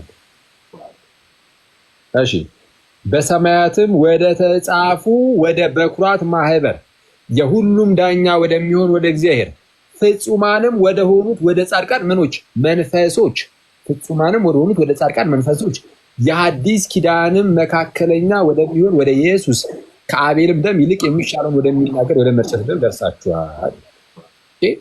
በሰማያትም ወደ ተጻፉ ወደ በኩራት ማህበር የሁሉ ዳኛ ወደሚሆን ወደ እግዚአብሔር ፍጹማንም ወደ ሆኑት ወደ ጻድቃን መንፈሶች ወደዚህ ደርሳችኋል። ወደዛ ከደረስን አንድ ከተማ ውስጥ ነን። ይህንን ያዝ እናደርግና እኛ ምንድነው የምንለው ነው?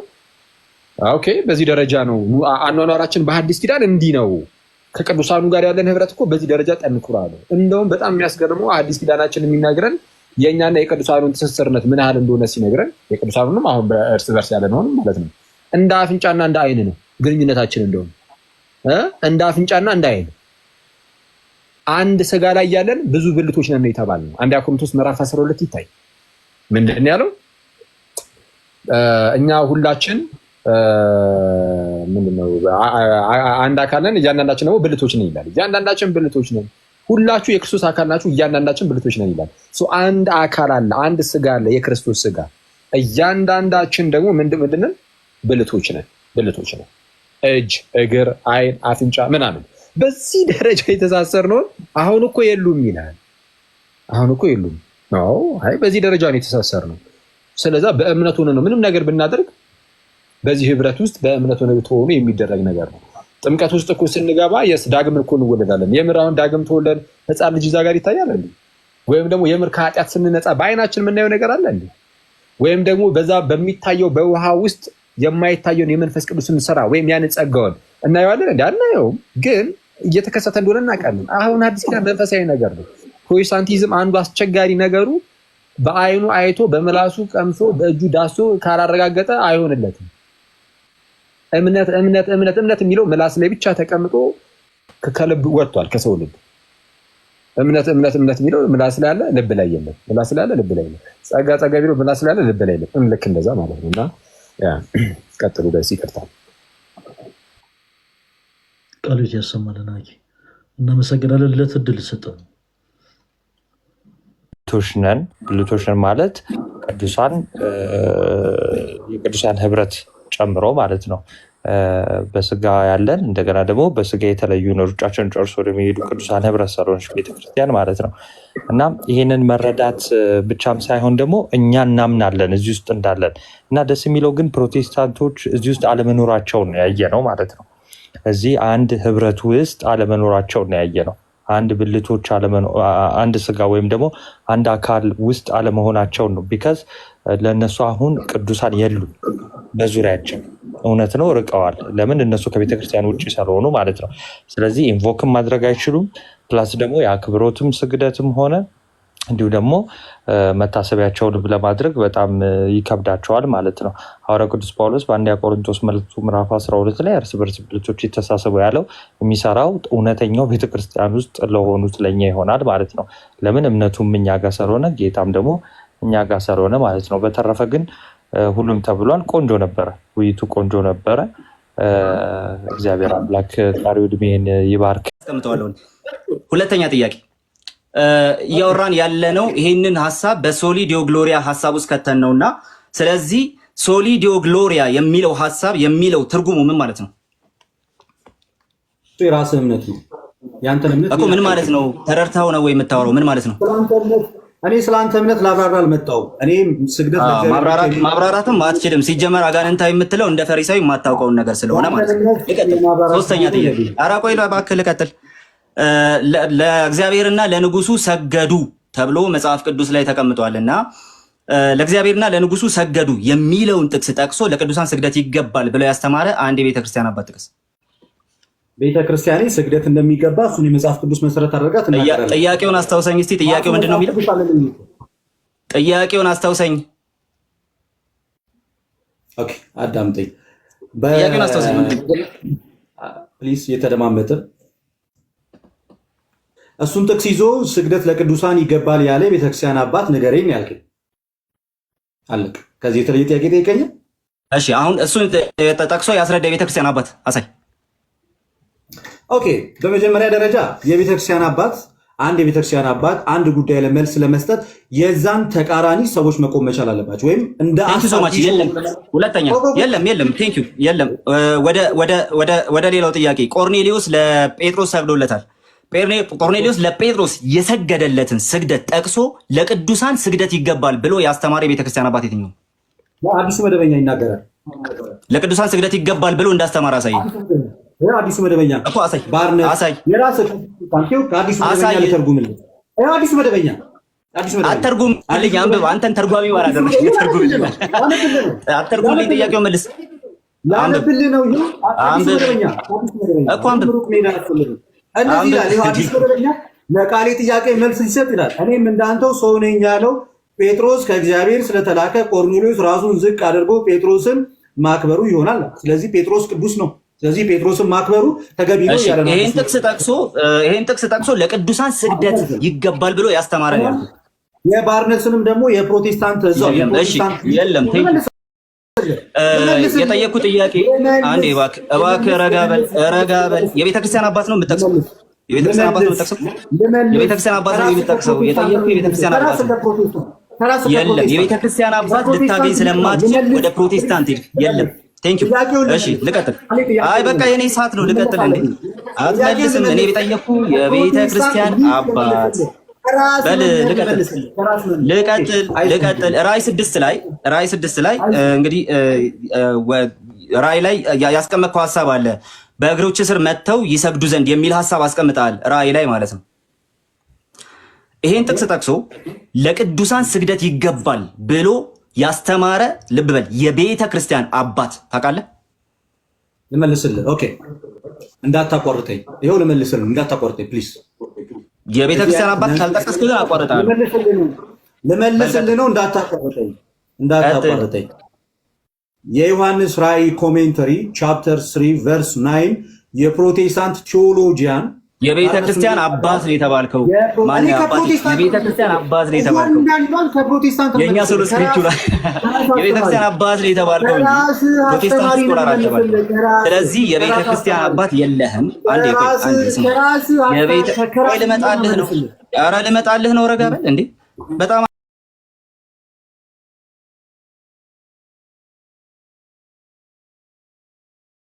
ጠየቁ። የቤተ ክርስቲያን አባት ነው።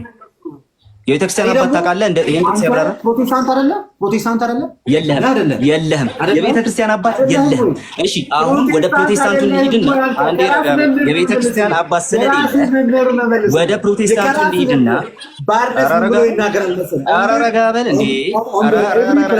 እኔ ሳልጠይቅ አልጠየቅኩህም።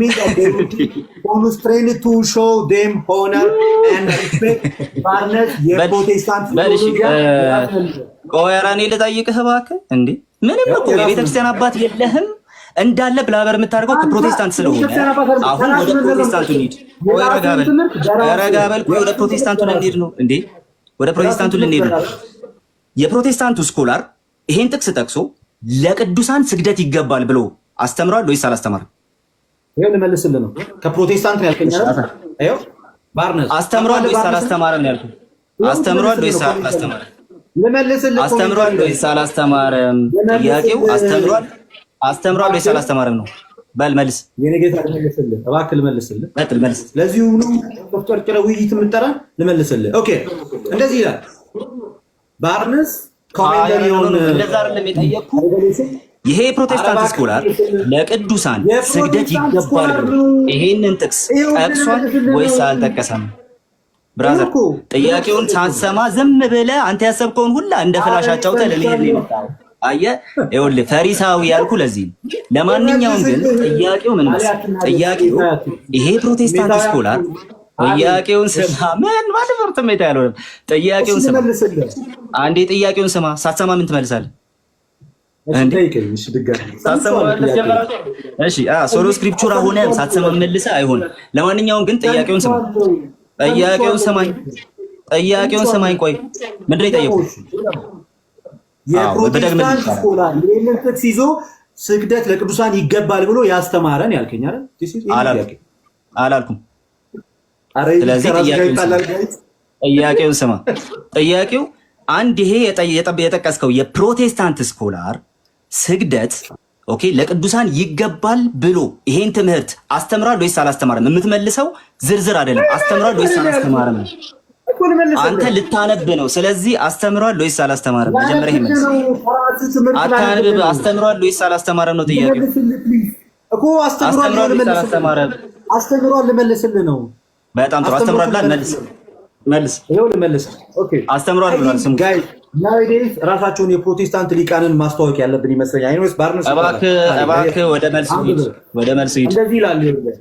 በዚህ በዮሐንስ ራዕይ ምዕራፍ 3 ቁጥር 9 ያለው ነው ሲያብራራ ኮሜንታሪው ላይ ምን ብሎ ይናገራል መሰለ?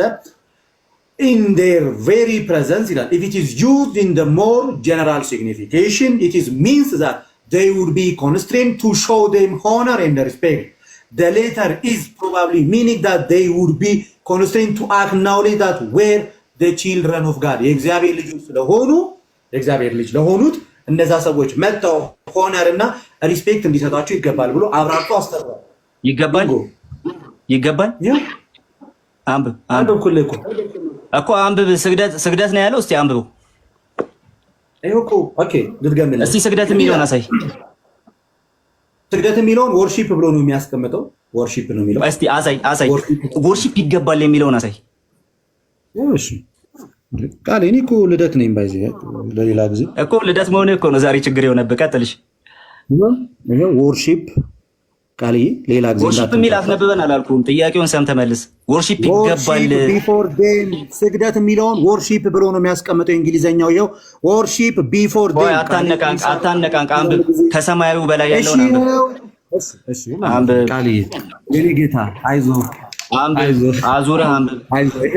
ይኸው ወርሺፕ ቢፎር ዴም ይላል አይልም? ቃል የመጀመሪያ ወርሺፕ ቢፎር ዴም የሚለውን ሳይሆን ከፍ ብለህ አንብብ ነው ያልኩት። ወርሺፕ ቢፎር ዴም ይላል አይልም? ኢት ሚንስ ዛት ከሚለው ጀምር። ከላይ ጀምር እስቲ ከሱ ችግር የለውም። it means that they would be constrained to come and worship before them or in their very presence if it is used in more general signification. It means that they would be okay sorry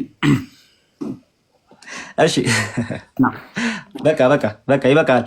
ቢፎር ዘም እና ቆይ ቢፎር ዘም እና ፎር ዘምን አንድ ጊዜ ስማ። ቢፎር ዘም እና ፎር ዘምን እስቲ ተርጉማቸው እስቲ እንግሊዘኛ ላስተምር። እንግዲህ ቃልዬ የራስህን አስተማሪ እኮ ቁጭ አድርጌ እያስተማርኩ በቃ ይበቃል። እንደው ዝም ብለህ እኮ ነው እንትን የምታደርገው። ለማንኛውም ግን ሴንት ባሲል ሌተር 360 ላይ ሌላ ጥያቄ ልቀጥልና ሴንት ባሲል ሌተር 360 ላይ ኦኬ የፕሮቴስታንት ስኮላር ስለሆነ እንትን አድርገዋል። ከፕሮቴስታንት ስኮላር ውጪ የሆነ ስኮላር ባመጣልህ ሴንት ባሲል ጻፉ የተባለው ይሄ ጽሁፍ ሐሰተኛ መሆኑን ተቀበላለህ? የቤተ ክርስቲያን አባት አምጣልኝ። ልክ እንደ ቅዱስ ባሲሊዮስ ቬነሬትድ የሆነ አንተ ያላመጣው የቤተ ክርስቲያን አባት ማለት ነው አይደለ? መልካም እሺ። ቅዱስ ባሲሊዮስ አረቆይ እንዲ ቅዱስ ባሲሊዮስ ቀደም ካነበብኩልህ ጀምርና ረጋ በል። ቅዱስ ባሲሊዮስ ይሄንን ጽሁፍ እንዳልጻፈው አንድ የካቶሊክ ስኮላር ያስቀምጥልናል እና ይሄንን ስኮላር እንዴት እንትን ታደርገዋለህ? እንዴት ተቀበለዋለህ?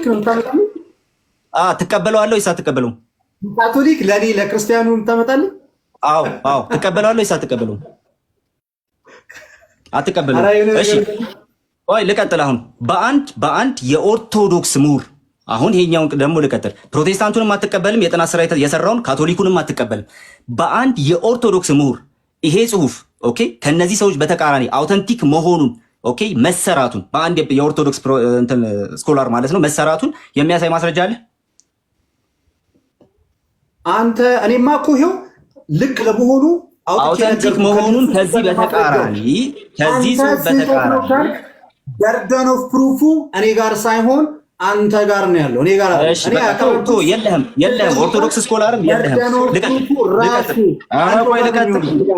ልቀጥል ቆይ እንዴ ጳውሎስና ሲላስ ልቀጥል። አሁን ደግሞ ጳውሎስና ሲላስ ኦኬ በታሰሩበት ቦታ የሰገደላቸውን ሰው ጠቅሶ አንድ የቤተ ክርስቲያን አባት ማለት ነው። አንድ የቤተ ክርስቲያን አባት የሰገደላቸውን ጠቅሶ ለቅዱሳን ስግደት ይገባል ብሎ አስተምሯል። ከፕሮቴስታንት ማስረጃ ላቅርብልህ። የቤተ ክርስቲያን አባት ነው። ከፕሮቴስታንት አትበል።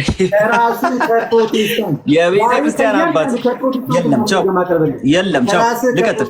እሺ አብርሃም ለኬጢ ልጆች ሰገደ። ችግር የለውም። አብርሃም ለኬጢ ልጆች ሰገደ። አየህ ይኸውልህ አንተ እዩ ጩፋን ትጠቅሳለህ። እዩ ጩፋን ያልቀበለውም ሲጀመር ይሄን ያደረገውን ነገር ማለት ነው። አንተ እዩ ጩፋን ትጠቅሳለህ፣ የቤተ ክርስቲያን አባት ግን አትጠቅስም። ችግሩ ይሄ ነው። እኔ ከቤተ ክርስቲያን አባት ማበጣልህን ራሱን ትናታረግ። ልቀጥል። ለኬጢ ልጆች መስገዱን ቆይ አንዴ። አብርሃም ለኬጢ ልጆች መስገዱን ዮሴፍ ወንድሞቹ ለዮሴፍ መስገዳቸውን ጠቅሶ ኦኬ እነሱ መስገዳቸውን ጠቅሶ ቅዱሳን ስግደት ይገባቸዋል ብሎ ያስተማረ የቤተ ክርስቲያን አባት አለ? ኦኬ ጠብቄው ልንገርህ። እንዳጠቃላይ የለም ቻው እንዳጠቃላይ ብሎ ጀመረ አለ ወይም የለም ነበር የጠየቀው? የለም። ልቀጥል። የመጨረሻ ጥያቄ 16 ሰከንድ ነው ያለኝና የመጨረሻ ጥያቄ እስቲ ልጠይቅ በ16 ሰከንድ ማለት ነው። በስዕል በኩል ለባለ ስዕሉ መስገድ የቤተ ክርስቲያን ሕልውና ከታወቀበት ጊዜ ጀምሮ የመጣ ነው። ማስረጃ አለ ለዚህ? ከስዕል ጋር ተያይዞ ቅዱስ ባሲሊዮስ የተናገረውን ቅድም ማስረጃ አስቀምጥልኝ። ሐሰተኛው ሰነድ ማለት ነው።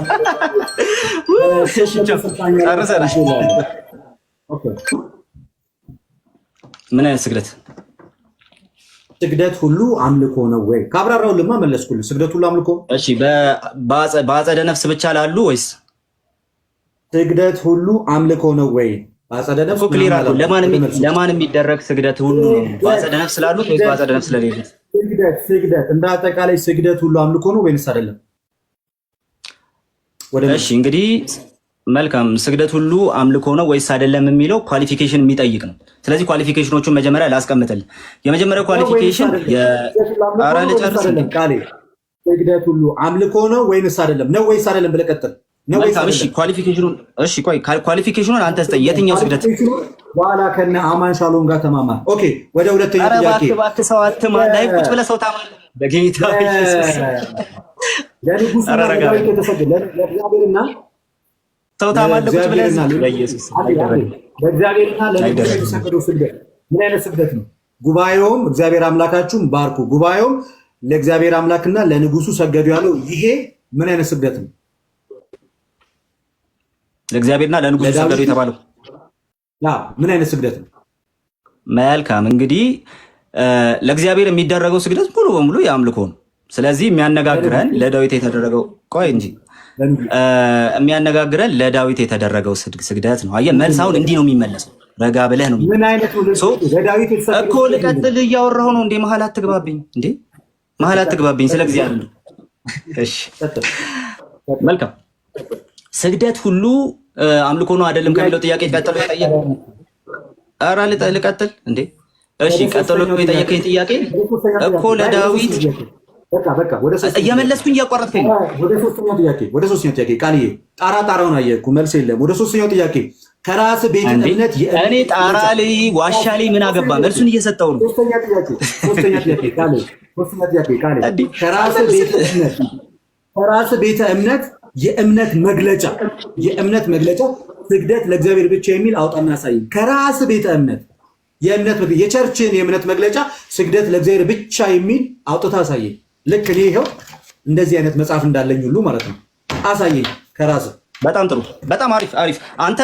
አንተ ይሄ መጽሐፍ አለ የሸመጠጥከው ማለት ነው። ይሄ መጽሐፍ አለ ግን እኮ ልመልስልህ ነው።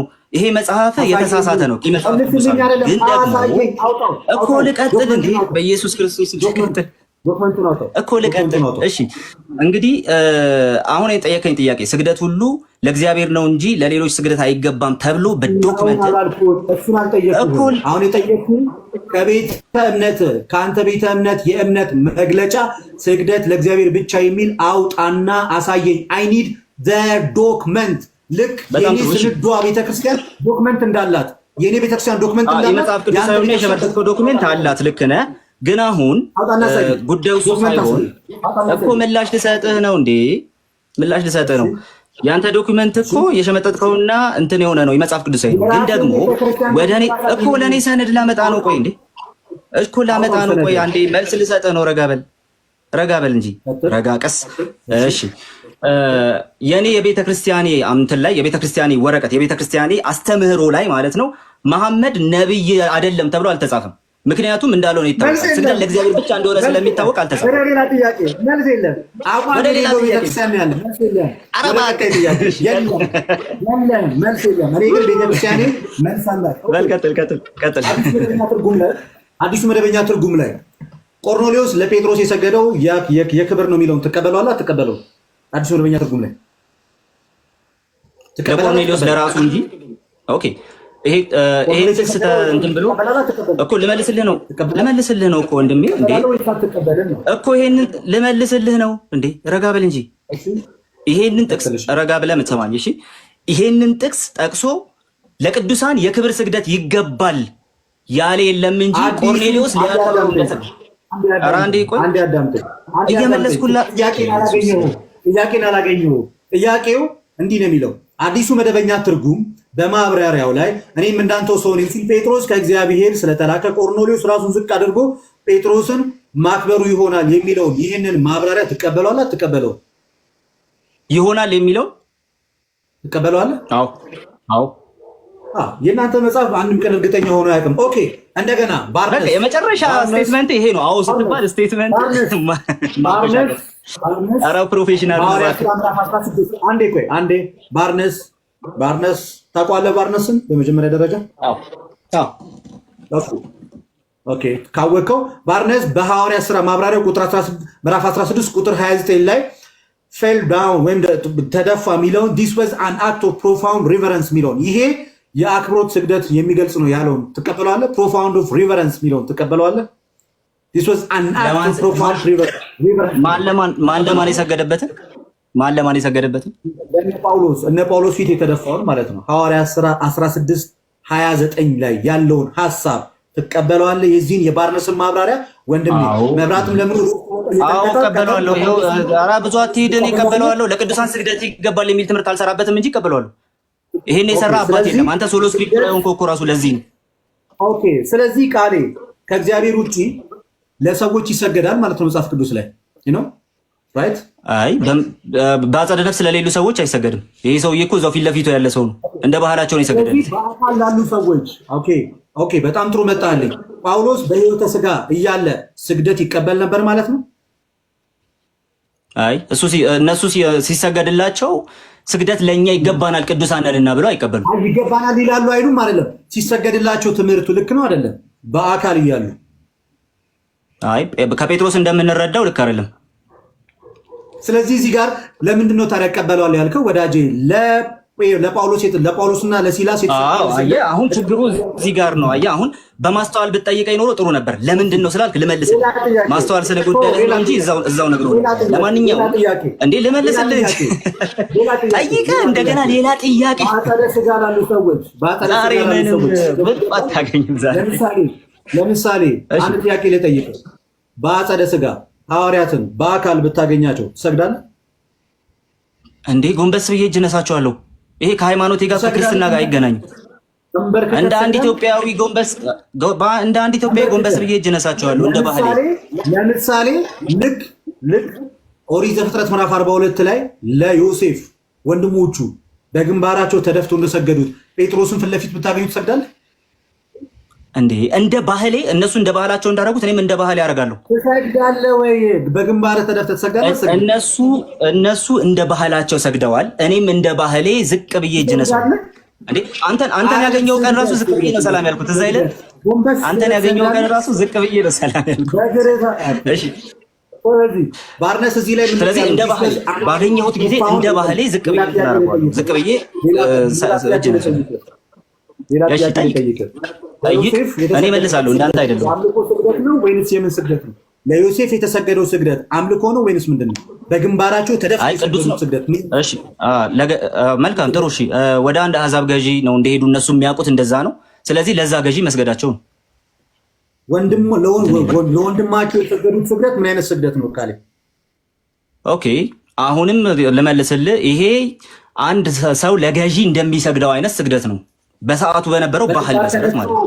ስለዚህ በግንባር ተደፍቶ አይሁዳውያን ማለት እነዚህ ወንድሞቹ የተባሉ ለምሳሌ እንደዚህ ላስቀምጥልህ እንደ አይሁዳውያኑ ሐሳብ እንደዚህ ላስቀምጥልህ። የዮሴፍ ወንድሞች ለዮሴፍ የሰገዱት ኦኬ በዛ ዘመን ብንኖር እኔ እናንተ ለዶክተር አብይ እንደምንሰግደው ነው። እሺ አንተ ለዶክተር አብይ ትሰግዳለህ፣ ለማርያም ግን አትሰግድም። በዘመኑ ብኖር በዛ ጊዜ ብኖር አዎ፣ ዛሬ ግን አላረገውም። በጣም አላረገውም። ድንግል ማርያም በነበረችበት ዘመን ብትሆን ለድንግል ማርያም ትሰግዳለህ እንደ ሀገሬ ባህል ዝቅ ብዬ በዛ ዘመን ብኖር ልክ ለሷ በዛ ባህል እንደሚደረገው ሶሻሊ በዛ ባህል እንደሚደረገው ዝቅ ብዬ እጅ ነሳለሁ። በዛ ባህል እንደሚደረገው ሁሉ አደርጋለሁ። የባህል ጉዳይ እንጂ ያስተምሩ ጉዳይ አይደለም። አንድ የቤተ ክርስቲያን አባት ለቅዱሳን ስግደት አይገባም ብሎ ያስተማረ አንድ አምጣልኝ። ያስተማረ ስግደት አይገባቸውም ያለ አንድ አምጣልኝ። ያ ማለት ምን ማለት መሰለ? አንድ የቤተ ክርስቲያን አባት ከ6ኛው ክፍለ ዘመን በኋላ ያለ መሐመድ ነብይ አይደለም ብሎ ያስተማረ አምጣ እንደማለት ነው። ችግርህ ምንድነው? አንተ ከእስልምናው ነብይ ቆይ ለምን ጥያቄውን አመልስም በቀጥታ? ምክንያቱም ያ ትምህርት በሰዓቱ ስለሌለ ራሱ ይሄን ማለት አይጠበቅባቸውም ነው ጉዳዩ ብሎ ያስተማረ የለም ማለት አትስገዱ ብሎ ያስተማሪ ነው። እንደ እምነት አንተ ትምህርቱ ራሱ አይታወቅም። አንተ አሁን እኮ በቅርብ የተጀመረ እኮ ባዕድ ነው አጋንንታዊ ነው እኮ እያልኩ ነው። ባዕድ ነው በእነሱ ዘመን አለበት። በቅዱሳን ስግደት አይገባም ወይም ደግሞ ስግደት ለእግዚአብሔር ብቻ ነው የሚለውን እንደ እምነት ነው ያስኩት ብለኛል። ይህን እምነትን እሺ ከአትናቴዎስ ኧረ ይኸው እንደውም ላምጣልህ ከአትናቴዎስ በቃ ኦኬ እንጂ መጽሐፍ ቅዱስ ላይ አላገኘኸውም እንዴ? መጽሐፍ ቅዱስማ ራዕይ 22 ላይ አለ። ኦኬ ስለዚህ መጽሐፍ ቅዱስ ከመጽሐፍ ቅዱስ ጋር ይጋጫል ማለት ነው። ኦሪት ዘፍጥረት ላይ ተሰግዷል፣ እንደገና ለዳዊት ተሰግዷል፣ እንደገና ሐዋርያት ሥራ ላይ ተሰግዷል። አይጋጭም። በጣም አሪፍ ነው። በጣም አሪፍ ጥያቄ ነው። እነሱ እንደ ባህላቸው ነው የሰገዱት። አንድ ክርስቲያን ግን ለመላእክም ይሁን ቅዱስ ለሚለው ሰው ሊሰግድ ይኸው የቤተክርስቲያን አባት ጠቀስኩኝ፣ የመጽሐፍ ቅዱስ ጥቅስ ጠቀስኩኝ። አንተ ግን ዛሬ ሶሎ ስክሪፕቹራ ኦርቶዶክስ ሶሎ ስክሪፕቹራ ሌላ ጥያቄ። ስለዚህ ዛሬ ባህላዊ ስግደት ተምረናል ማለት ነው። ኦኬ ሶላ ባህላዊ ይባላል እንዴ? ደጋግመህ ስንድል የነበረ አይደል እንዴ? ከፕሮቴስታንት ስኮላር ከፕሮቴስታንት ነው ያልከው። ከራስህ ከፕሮቴስታንት ስኮላር ስግደት ለቅዱሳን አይገባም ብሎ ያስተማረ አንድ ስኮላር ከራስህ አምጣልኝ። ከፕሮቴስታንት ትምህርቱ ራሱ ምንም አይነት ክርስቲያናዊ ቤዝ እንደሌለው አስዩም አድርገው ነው የሚናገሩት። ጽፈው ራሱ አያውቁም። ጉዳያቸው ራሱ አይደለም። ስለዚህ ጉዳያቸው አይደለም ሲጀመር፣ ይሄ ትምህርት ጉዳያቸው አይደለም ሲጀመር ማለት ኦኬ በቃ እሱ ፋይን። እንደገና ልጠይቅህ እንዴ የአትናቴዎስን ሳላነብልህ ጴጥሮስ ሐዋርያ የአትናቴዎስን ላንብብልህ። ለቅዱሳን ስግደት አይገባም ይላል አትናቴዎስ። አንድ ጊዜ የኔ ጥያቄ ሰዓት ነው ወዳጅ፣ የኔ ጥያቄ ሰዓት ነው። እሺ ቀጥል። ጴጥሮስ ሐዋርያ ሥራ ምዕራፍ 10 ከቁጥር 26 ላይ ቆርኔሌዎስ ጴጥሮስን በገባ ጊዜ ቆርኔሌዎስ ተገናኝቶ ከእግሩ በታች ወደቀና ምን አለ ነው የሚለው? ሰገደለት። ምን አለ ይላል? ለማ ሰገደለት? ለማ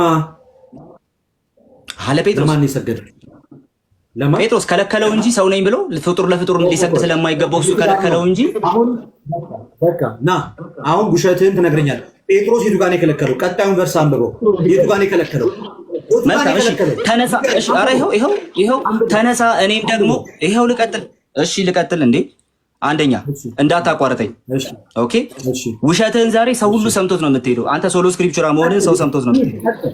ለማንኛውም አንደኛ እኔ ደግሞ ሰው ነኝና ተነሳ ብሎ ከለከለው። አንድ ሁለተኛ ይሄንን ጥቅስ አትስገድልኝ ብሎታል ወይ? ኧረ አትናደድ። ጴጥሮስ አልተናደድኩም። አንድ ቃልዬ የኔ አባት አይዞሽ አትስገድልኝ ብሎታል። ራስ አይዞህ እንጂ መነጽሩ ትልቅ መሆኑ ጠቅሟል።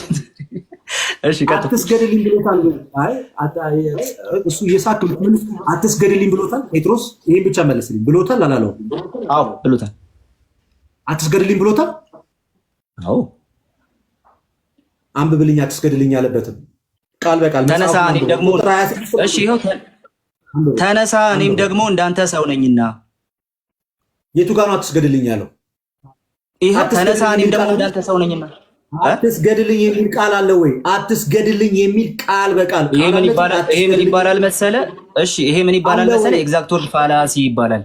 ይሄ ካንተ ራሱ አይጠበቅም። ቃል በቃል አምጡ እንደሚሉት ኢየሱስ ክርስቶስ አምላክ ነኝ ያሉኝ ያለበትን ቦታ ቃል በቃል አምጡ እንደሚሉት እንደዛ ማለት ነው። ኧረ አልጨረስኩም እንዴ? ሁለተኛ ይሄው የቤተ ክርስቲያን አባቶች አትስገድልኝ ማለቱ ነው ብለዋል። ሌላ ጥያቄ ዛሬ አባቶችን ክዶታል። ቤተ ክርስቲያንን ክዳ አባቶችን ክደ እንዴ? እሺ እንቀጥል።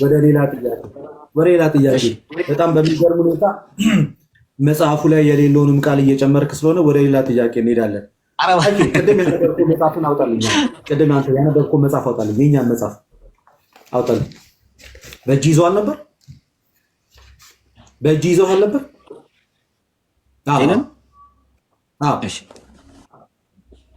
ኦኬ። ስግደት ሰው አምልኮቱና ተገዥነቱን ለመግለጥ ራሱን ዝቅ አድርጎ በግንባሩ መሬት በማስነካት ገጽ ስንት ላይ ላውጣል ወንድም ማለት ያነበብኩልህ እዛው 85 ላይ ተገዥነቱን የሚገልጽበት ተግባር ነው። ስለዚህ ስግደት ማለት አምልኮትና ተገዥነቱን ለመግለጥ ራስን ዝቅ አድርጎ በግንባር ማስነካት መሆኑን ታምናለህ? አዎ፣ አንተ ባስቀመጥከው መሰረት ከሆነ ታምናለህ። ይሄንን ትቀበለዋለህ እንዴ? አንተ ተቀበለው እንጂ አንተ ራስህ ካድከው ምኑን እቀበለዋለሁ? አንተ ያቀረብከው ይሄንን ማስረጃ አንተ እኔን ለመሞገት አዳምጠኛ እንዴ፣ ጥያቄን አዳምጠኝ። እኔን ለመሞገት ይሄንን ያቀረብከውን ስግደት ሰው አምልኮቱን ተገዥነቱን ለመግለጥ ራሱን ዝቅ አድርጎ በራስህ ማስረጃ እኮ ነው ራስህን የሞገትኩ ወንድም። በራስህ ማስረጃ ስትሞገት ወደቅክ እኮ ዛሬ። እባክህ የኔ ጥያቄ ሰዓት ለምንድን ነው ቢሄቭ ለምን አታደርግም? ምዕራፍ 10 ከቁጥር 3 ላይ እግዚአብሔር የጻድቅን ነፍስ አይሰብርም የኃጥአን ምኞት ግን ይገለበጣል ይልና ቁጥር 6 ላይ በረከት በጻድቅ ራስ ላይ ነው የኃጥአንን አፍ ግን ይከድነዋል። የጻድቅ መታሰቢያ ለበረከት ነው የኃጥአን ስም ግን ይጠፋል። ስለዚህ የጻድቃን መታሰቢያ ለበረከት ነው፣ ሁልጊዜም ይኖራል። እኛ ኦርቶዶክሳውያን ክርስቲያኖች ለእግዚአብሔር ክብር አይገባም ብለን እናውቃለን። እንደኛ ስም ያከብረዋል እንዴ? በሚገባ ነው የምናከብረው። አዎ ክብር ለአብ ለወልድ ለመንፈስ ቅዱስ ይገባል በሚገባ። እኛ እየተቃወምን ያለ ነው ሰው ሰራሽ የሆነ የፕሮቴስታንቶችን ትምህርት እያፈራረስ እንደምንገኝ። ኦኬ፣ ቅድም እንደተመለከታችሁት ስግደት ለእግዚአብሔር ብቻ የሚለው ትምህርት መጽሐፍ ቅዱሳዊ አይደለም። አምልኮት ለእግዚአብሔር ብቻ፣ የአምልኮ ስግደት ለእግዚአብሔር ብቻ፣ ይሄ መጽሐፍ ቅዱሳዊ ነው። በታሪክ ውስጥም ተአማኝነት ያለ ነው። ነገር ግን መጽሐፍ ቅዱስ ላይ ለቅዱሳን ሲሰገድ ተመልክተናል። ለዳዊት ተሰግዷል፣ ለዮሴፍ ተሰግዷል፣ ለጴጥሮስ ተሰግዷል፣ ለጳውሎስና ሲላስ መጽሐፍ ቅዱስ ላይ ተሰግዶ እንመለከታለን። ከዚህም የተነሳ ቅድስት ቤተ ክርስቲያን ቅዱሳንን በዚህ መልክ ቬነሬት ታደርጋለች። ቬነሬሽን ነው ስግደቱ፣ አምልኮት አይደለም፣ ቬነሬሽን ነው። ቅድም ግን ከተነሳው ነገር አንጻር ቅዱስ ባስልዮስ በ360 ሌተሩ ላይ የተናገርኩትን ሀሳብ ፎልስ ነው አለ። ፎልስ ለማድረግ ያመጣው ደግሞ የራሴ የፕሮቴስታንት ሊቅ በመሆኑ በጣም ያሳፍራል። ኢሜጃቸውን ወይንም ስዕላቸውን እስመዋለሁ። ሃንድ ዳውን የሆነው ራሱ ከሐዋርያት ነው፣ ይሄም በእኛ ቤተክርስቲያን ውስጥ ያለ ነው ብሎ ክሊርሊ ያስቀምጣል። ልድገምልህ። በአራተኛው ደብዳቤ ፓራግራፍ ላይ እንደዚህ ያለ ኢቶካፕ ደ ሪሊክ ዊዝ ኦል ቢካሚንግ ሬቨረንስ፣ የቅዱሳንን አጽም በክብር ያነሰዋል።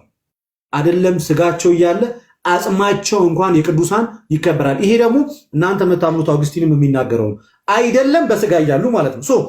እንዳጠቃላይ ዛሬ እንደተመለከታችሁት ወንድማችንን ምን እንትን ብለን ነው። ይኸው አዲሱ መደበኛ ትርጉም ሐዋርያ ሥራ ምዕራፍ 10 ከቁጥር 26ን ለቅዱሳን የክብር ስግደት ይገባል ብሎ ፈቶታል።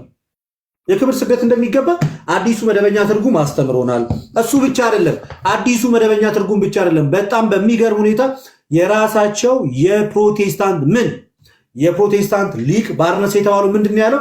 ይሄ ስግደት አለ እነ ጳውሎስ እና ሲላስ ፊት መጥቶ የተደፋውን ያንን ፕሮፋውንድ ሬቨረንስ፣ ይሄ ምን ማለት ነው? የአክብሮ። ስለዚህ ለአክብሮት ቅዱሳንን ለማክበር ሰዎች እንደዚህ እንደሚያደርጉ መጽሐፍ ቅዱስ ብቻ አይደለም የራሳቸው የፕሮቴስታንት ሊቃንም ይናገራል። እና ሌላ ጊዜ ቃልዬ ዝም ብለህ 120 ቪዲዮ አትስራ ለውይይት፣ ልክ እንደዚህ ስትያዙ ጸጥ ለምትሉት። ሌላኛው ስግደት ሁሉ አምልኮ ነው ወይ ብዬ ስጠይቀው ማን አለ አልክ።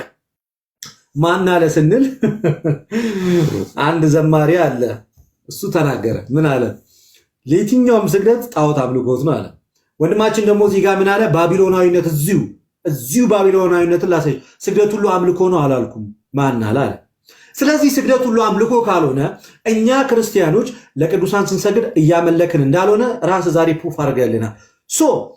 ፕሮቴስታንት በየትኛውም የሞራል ልዕልና ክርስቲያኖች ፊት መጥቶ እናንተ ጣዖት አምላኪ ናችሁ ማለት አይችልም። ቢከዝ ራስ የፕሮቴስታንት ሊቅ የክብር ስግደት እንደሚሰገድ ራሳቸው ኮሜንተሪው እና የአዲሱ መደበኛ ትርጉምም በስፋት ይናገራል።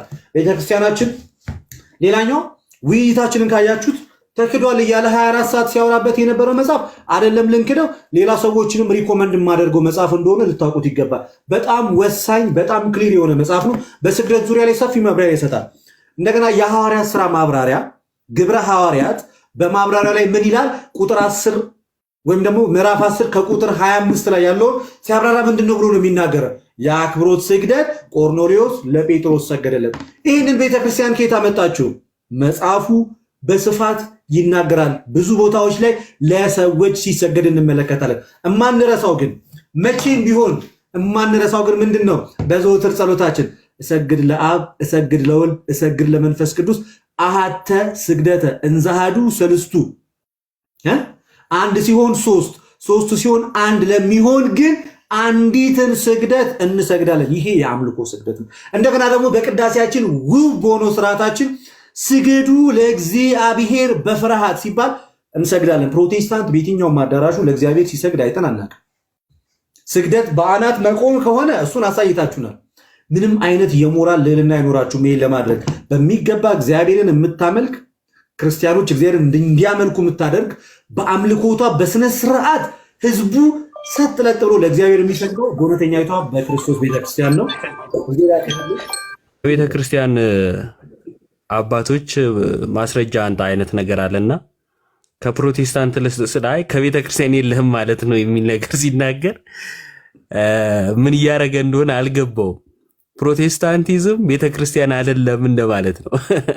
ምክንያቱም ከቤተ ክርስቲያን አሳይ ተብሎ ብሎ ይሄው ከፕሮቴስታንት ልስጥ ሲባል አይ በቃ እኔ የፈለኩት ከቤተ ክርስቲያን ነበረ ሲል ፕሮቴስታንቲዝም ቤተ ክርስቲያን ውስጥ አለመኖሩን ራሱ አመነ ማለት ነው። ከዛን ደግሞ ከቤተ እምነት የእምነት መግለጫ አንጣ ይባላል። መሐመድ ለምሳሌ ነብይ አይደለም የሚል የለም ይላል። አባትህን ማጠየቀ ስለ አባት ህይወት ታሪክ መች ተጠየቅ? የተጠየቀው የቤተ ክርስቲያንን የእምነት መግለጫ ነው። ቤተ ክርስቲያኒቷ እምነት መግለጫ የላትም። ከየትም ለቃቅሞ የመጣውን ነገር ነበር ያወራው። ሰው ከቤተ እምነቱ ማሳየት ስላልቻለ ምን አለ? መሐመድ ላይ ሄዶ ተጣበቀ። ደግሞ ይደግመዋል። እኔ በጣም የሚያሳዝነኝ አንድ ያለ የሞኝ ዘፈን መልሶ መላልሶ የአይኔ አበባ ነው እንደተባለው መሐመድን ይደግመዋል ማለት ነው። ሌላም ጥያቄ ሲጠይቅ መሐመድ ይላል። በጣም እንትን ነው።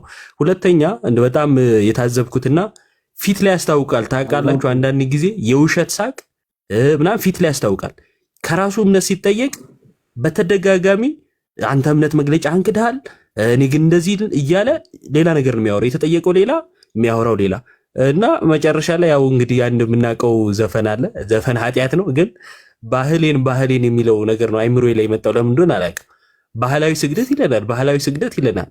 ባህላዊ እምነት የሚያስቸግሩ እኮ ይሄ ነው። በመጽሐፍ ቅዱስ ሞግታለሁ ብሎ መጥቶ ባህል አመስጥሮ መሄድ ከባድ ነውና ከባህላዊ እምነትና ከባህላዊ አስተሳሰብ መውጣቱ ጥሩ ነው ብዬ አስባለሁ። ቃሌ በተረፈ ግን በተቻለ መጠን የውሸት ሳቅ አትሳቅ። ውይይት ከሆነ ቃሉ ላይ ብቻ ገና ማውራት ሲጀምር ነበረ እንትኑ ያለቀው ዲቤቱ ያለቀው። ስግደት ለአምልኮ ብቻ ተብሎ ነበር የመጣው። ባህላዊ ስግደትም እንዳለ አየን ዛሬ። ባለፈው ስግደት ሁሉ ጥንቆላ ነው። ጥንቆላ ከስግደት ጋር ምን እንደሚያገናኘው አላውቅም። ጥንቆላ ራሱ ምን እንደሆነ አያውቁም መሰለኝ። ጣዖት ነው ቢሉ እንኳን እሺ። ባለፈው ጥንቆላ አሉን፣ ዛሬ ባህላዊ አሉን። ነገ ደግሞ ምንድን ነው የሚሉን?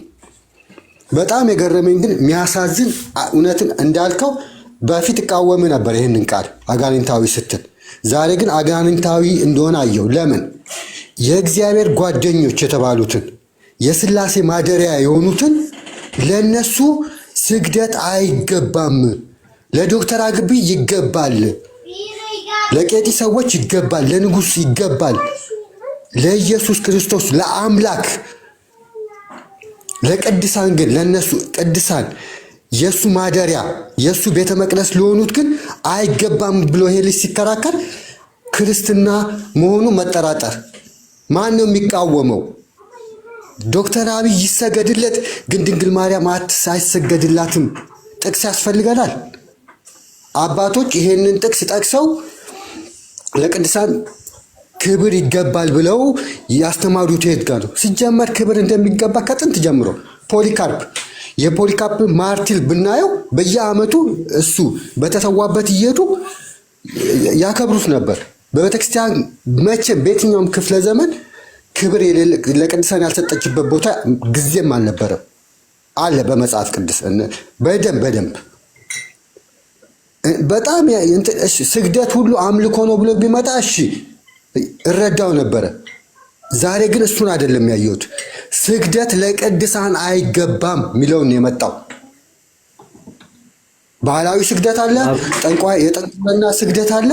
ለቅድሳን ግን ለሥላሴ ማደሪያ ጓደኞቹ ለተባሉት ስግደት አይገባም የሚለው በጣም ነው የሚያሳዝነኝ። የመዝገበ ቃላቱን ብታየው እኮ እዛው ጋር ግልጽ ያደርገዋል። የኢትዮጵያ ወንጌላውያን የኢትዮጵያ የመጽሐፍ ቅዱስ ማህበር እንትን ያለውን ብዙ እንትን እንዳለባችሁ ቃሌን በጣም ነው የምወደው ማከብረው ልጅ ነው። ግን በዛሬ በጣም ያዘንኩበት በጣም ለቅድሳን አይገባም ብሎ ነበር ሲከራከር የነበረው። ለሌሎቹ ችግር አልነበረውም እና ይቅርታ አድርጉልኝ። ሌላ ሰው እንዲገባ እኔ ልውረድ። ሰላም ነው ለእናንተ ቆይ የሚታያችሁ ከሆነ ስግደት ይላልና ስግደት የሚለው ላይ ሰው በአምላኩ ፊት ይታያላ። ሰው በአምላኩ ፊት አምልኮን በታላላቅ ሰው ፊት ደግሞ አክብሮትን ለመግለጽ ሲጎነበስ ይላል። በማን ፊት? በእግዚአብሔር ፊት ሲሆን አምልኮን፣ በታላላቅ ፊት ደግሞ ሲሆን አክብሮትን ለመግለጽ ብሎ ጥቅሶችን ያስቀምጥና ወደ ታች ሲወርድ ግን በመጽሐፍ ቅዱስ ደግሞ ያስቀምጠዋል። በመጽሐፍ ቅዱስ ምን እንደሆነ ሲያስቀምጠው መዝገበ ቃላቱ በመጽሐፍ ቅዱስ ውስጥ በአንዳንድ ቦታዎች ለሰዎችና ለመላእክት ስግደት እንደተደረገ እናገኛለን ይላል። ለምን? ለመላእክትና ለቅዱሳን ሰዎች ስግደት እንደተደረገ እናገኛለን። ይህም የአክብሮት እንጂ የአምልኮት ስግደት አይደለም። በቀጥታ ነው የሚያስቀምጠው። ይህ የአክብሮት እንጂ የአምልኮ ስግደት አይደለም ብሎ ጥቅሶችን ያስቀምጣልና ከጥቅሶቹ መሃል ቅድም ልደት ሻ ያሳየው ጥቅስ የሐዋርያ ሥራ ምዕራፍ 16 ቁጥር 29 ማለት ነው። የወህኒ ቤቱ ጠባቂ በጳውሎስና በሲላስ ፊት የተደፋውን እሱን የአክብሮት ስግደት ብሎ ነው የሚገልጸውና በቀጥታ ይህ ጥቅስ የሚያሳየው ራሱ መዝገበ ቃላቱ ራሱ የሚያሳየው የአክብሮት ጥቅስ የአክብሮት ስግደት እንዳለ ነው ማለት ነው። እና ይህችን ብቻ ለማሳየት ነው ስፒሮስ ስለጠቀሰው። አመሰግናለሁ። ታች ወርዳለሁ ብቻ በሚል መሰለኝ የገባው እሱና ግን እዛው ነው ስግደት ለእግዚአብሔር ብቻ ወይም ደግሞ ክብር ለእግዚአብሔር ብቻ እንደሆነ እዛው ወዲያውኑ ነው ያመነው። እና ቀጥታም ጥያቄ ሲጠየቅ አዎ የአክብሮት ስግደት የተሰገደውን እዚህ ጋር ትቀበላለህ ወይ ሲባል አዎ ሲል ነው የነበረው። እና እኛስ ምንድን ነው ታዲያ እያልን ያለ ነው? የአምልኮ ስግደት አዎ ለእግዚአብሔር ብቻ ነው። አምልኮን በተመለከተ ለእግዚአብሔር ብቻና ብቻ ነው የምናምነው ነው። እነሱ ግን ብዙ ጊዜ ስግደትን እና በተለይም ደግሞ ይሄ ከሶላዎች መካከል ክብር ለእግዚአብሔር ብቻ የሚለውን አምልኮ ብቻ እያደረጉ እየወሰዱት ነበር የሚከራከሩን። እና ወንድማችን ዛሬ እኔ ምንም ማለት ድምዳሜው ላይ ስናይ ምንም ልዩነት አላየሁበትም። የአክብሮት ስግደት እንዳለ የሚቀበል ከሆነ አሁን በእርግጥ ያው በአካል እኮ ካሉ ችግር የለውም ማርያምን ባገኘ ትሰግዳለህ የሚል አለ። እኔ አሁን እሱ ራሱ እንዴት ይታያል በደንብ ልትሄዱበት ትችላላችሁ። ዞሮ ግን አሁን ተንሸራተው ክብር ለእግዚአብሔር ብቻ እንዳይደለ ወይም ደግሞ ስግደትን በተመለከተ ለምሳሌ ስግደት ሁሉ አምልኮ እንዳይደለ እያመኑ ነው በነገራችን ላይ። እና እነሱ ወደኛ እየመጡ ግን እኛ ወደ እነሱ የሄድን የሚመስላቸው ነገር እኔ ሁልጊዜም ግራ ይገባኛል። አሁን እንደዛ ሲናገር ነበር ቅድም። እሱ ነው ወደኛ የመጣው ነገር ግን እኛ ወደ እሱ የሄድን ያህል ነበር ሲናገር የነበረውና እንዴት ነው ነገሩ አቅጣጫው የሚለው ነገር በጣም እያሳቀኝ ነበር። ሌላው ይቺ ባህላዊ ስግደቷ በጣም በቃ ባህሌን እያለ ሲያበዛ ነበር ሲመልስ። እና እኔ እንግዲህ በመጽሐፍ ቅዱስ ባህላዊ ስግደት የሚል አላየንም እውነት ለመናገር ግን አይ እኔ እንደው ይገርምሃል ኢትዮጵያዊ ስለሆንኩ እንደ ባህሌ እሰግዳለሁ አለ። ነገር ግን መጽሐፍ ቅዱስ ላይ ያለውን ደግሞ የአክብሮት ስግደት መልሶ የሆነ ለማለባበስ ይፈልጋል ማለት የራሱ የተቀበለውንና አይ ያንን የአክብሮት ስግደት አይደለም የምሰግደው ዝም ብዬ ግን እንደው ባህሌ ያስገድዶኝ የሆነ አይነት ነገር ምናምን። እና ይሄ ባህላዊ ስግደት ያለው እሱ እንደዛ የጠራው ስግደት ማለት ባህላዊ ስግደቱ የሚል መጽሐፍ ቅዱሳዊ ስግደት ኖሮት ነው ወይ የሚለው ራሱ ጥያቄ እንደዛ አስነሳብኝ። እኔ ነው ወይስ ልጁ ምንድነው እያወራ ያለው ማለት መጽሐፍ ቅዱስን ይዞ ልክ ያንን መናገር ሲጠበቅበት ግን ባህሌን ነው ያለውና ትንሽ ግራ ተጋባን እኛ ራሱ ማለት ነውና እግዚአብሔር የማይከለክለው ባህላዊ ስግደት አለ ማለት ነው። እንደገና ነው እንዴ ያሉ ነው ሰው እንደዚህ አይነት ነገሮች ላይ አሁን ለክርክር መምጣት ራሱ ግራ ነው የሚያገባው። የምር ለእግዚአብሔር መስገድ ትክክል ነው። ያው እንግዲህ ከመገዛት ወይም ከአምልኮ አንጻር ይቅርታ ከአምልኮ አንጻር ከእግዚአብሔር ውጪ ለማንስ ልንሰግድ እንችላለን? አንሰግድም። ብቻውን ነው የሚወስደው አምላካችን እግዚአብሔር። ግን ከክብር አንጻር እኔ በጌታ በኢየሱስ እኔ ቅዱስ ጳውሎስን አስባችሁታል? አሁን በዚህ ዘመን ላይ ቢኖር እኛ ሀገር ላይ ቢኖር እንዲህ ኧረ በጌታ ስም እግሩ ስር ተደፍቼ ማን ያስነሳኛል? እኔ ጳውሎስ በዚህ ሰዓት ቢኖር ማለት ነው። እና መጽሐፍ ቅዱሳችን እንዲህ ያለ ነገርን የሚከለክል አይደለም። የእግዚአብሔር ሕዝብ የተባሉት ራሳቸው በነገራችን ላይ የእግዚአብሔር ቀናተኛ አምላክ ነው የተባለው ለምን ነበረ? ለእግዚአብሔር ብቻ የሚደረገውን ነገር ለሌሎች ፍጥረት ሲያደርጉ እግዚአብሔር ቀናተኛ አምላክ ነው ተባለ። ስለዛ ለማንም አትስገድላቸው አታመልካቸውም ተብሎ በላይ በሰማይም በታች በምድርም ያሉት ለተቀረጹ ነገሮች ሁሉ ለማንም እንዳታደርግ አለ እግዚአብሔር። ዘጸአት ምዕራፍ ላይ በነገራችን ላይ የመጀመሪያው ከሱ ዘጸአት የመጀመሪያው ትእዛዝ ሲወጣ በዛ ምክንያት ነው። በየቱ ምክንያት ህዝቡ በራሱ የሆነ ቅርጻ ቅርጽን ይሰራና ከዛ በኋላ ለእርሱ ከግብፅ ባርነት ነፃ ያወጡን አማልክት እነዚሁት ብለው የጥጃ ቅርጽን ሰርተው ወደዛ እየጠቆሙ ለእሱ እየሰገዱ እግዚአብሔር ቀናተኛ አምላክ ነው ተባለ። በዚህ እግዚአብሔር እኔ ቀናተኛ አምላክ ነኝ አለ እሱ ራሱ። ለምን? የእሱን ክብር ነው ለነዛ የሰጡት። አሁን ስግደት በራሱ የምርም ለእግዚአብሔር ብቻ ሆኖ ከዛ በኋላ ለሌሎች ፍጥረታት የማይሰጥ ሆኖ ግን ሰጥተው ቢሆን እግዚአብሔር ቀናተኛ አምላክ እዛው ነው የሚጨርሰ። እንዲህ በማድረጋቸው ምክንያት ብዙዎችን ገርሏል በነገራችን ላይ በመስገዳቸው ምክንያት። እና እግዚአብሔር ክብሩን ለሌላ ስትሰጥ ዝም ብሎ አይፈቅድልም፣ ኖ ይልሃል። በሆነ ነገር ይቀጣሃል። ግን ምንም ሲቀጣቸው አላየንም ከነ አብርሃም ጀምሮ ሌሎችም በጣም በርካታ ሰዎች ማለት ነው። ስለዛ ምንድነው አሁን ስግደት ስለተባለ ብቻ ነሰሰሪ ለእግዚአብሔር ብቻ የሚባል ነገር አይደለም። አምልኮ ሲሆን ነው ለእግዚአብሔር ብቻ። እግዚአብሔርም የተቃወመው ቀናተኛ አምላክ ያለው አምልኮ ላይ ሲሆን ነው እንጂ እንደው ስግደት በመጣ ቁጥር እንደዛ አይደለም። እና እኔ ሲጀመር እንደዚህ ነገር ላይ ሰው ለመከራከር እንዴት እንደሚመጣም እንዳልኳችሁ ግራን የሚገባኝ እና እንዳልኳችሁም እኔ ጳውሎስን ዮሐንስን ወይ በኋላ የተነሱ ቅዱሳን አባቶቻችንን ሁሉ አሁን በዚህ ሰዓት ላይ ቢመጡ ኧረ ከእግራቸው ስር ማንም አያስነሳኝም ተጠምጥሜ ነው እዛው የምቀረው ስለተላል እና እኔ ለምን እንደሚጎረብጣቸው ራሱ ክርስቶስን አይገባኝም። ምክንያቱም መጽሐፍ ቅዱሳችን ላይ በጣም በተደጋጋሚ እንዲህ ያለ ነገር ስላለ ሐዲስ ኪዳን እኮ በነገራችን ላይ አሁን ለነገስታት ምናምን ሲባል ነበር። ለነገስታት የምንሰጠውን ክብር እኮ ሐዲስ ኪዳን እኮ መጥቶ አልሻረውም። ለነገስታት እኮ አሁንም ቢሆን እኮ ክብር ይሰጣል። በሐዲስ ኪዳን የተሻረ አይደለም፣ ይጸናል እንጂ ምንም ለእንደዚህ አይነት ነገር ለሁሉም ለሚገባው ለነገስታቱም ለሁሉም ክብር እንድንሰጥ ነው የታዘዝ ነው። በሐዲስ ኪዳንም ቢሆን ክብር መስጠት ካለበት ሰጣለ። ክብርህን የምትገልጥበት ደግሞ መንገድ አለ። ስለዛ ያ መንገድ ነው እና አሁን ስግደት ሲባል ቃሉ ተመሳሳይ ስለሆነ ለእግዚአብሔርም ለቅዱሳንም እንግዲህ አሁን ስግደት ሲባል ቃሉ ተመሳሳይ ስለሆነ ለምሳሌ ጸሎት ሲባል ልክ እንደዛው ነገራችን ላይ ወደ እግዚአብሔር መጸለይ ወደ ቅዱሳን መጸለይ ሲባል አሁን ሁለቱም ጋር የተጠቀሙ ነው ቃል ጸሎት ስለሆነ ሊያወዛግብ ይችላል እንጂ ተመሳሳይ ግን አይደለም። ወደ እግዚአብሔር የምንጸልየው ጸሎትና ወደ ቅዱሳን የምንጸልየው ጸሎት ተመሳሳይ አይደለም። ቅዱሳንን እንደመጠየቅ ነው፣ ምን እንዲያግዙን ማለት ነው። እነሱም እንዲጸልዩልን እግዚአብሔር እና እነሱም እንዲጸልዩልን ተመልከቱ፣ አብሮን ወይ ደግሞ እንዲጸልዩ ማለት ነው ቅዱሳኑ። እግዚአብሔር ግን የሁሉም የቅዱሳንንም የእኛንም የሁላችንም ጸሎት የሚቀበል ኃያል አምላክ ሆኖ ወደ እርሱ ግን ጸሎትን እናቀርባለን።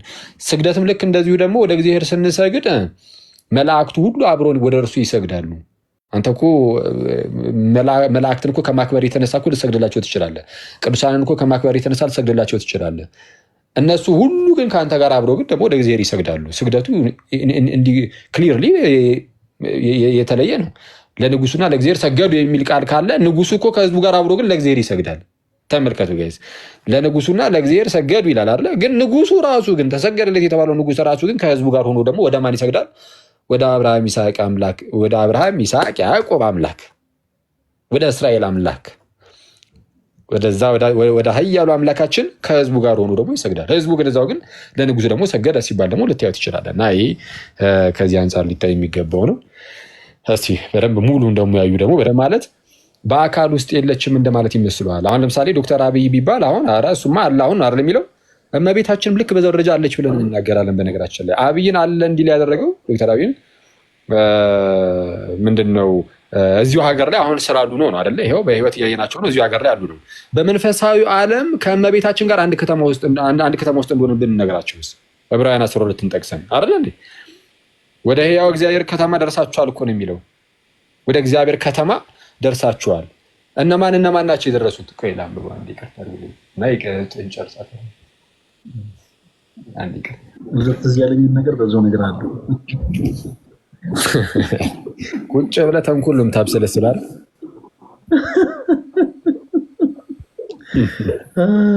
አልገባሽም? በጣም ከባድ ነገር። እሺ ዕብራውያን ምዕራፍ 12 ምንድነው የሚለው? ምን ያህል ቅርብ እንደሆንን ማለት ነው። የሆነ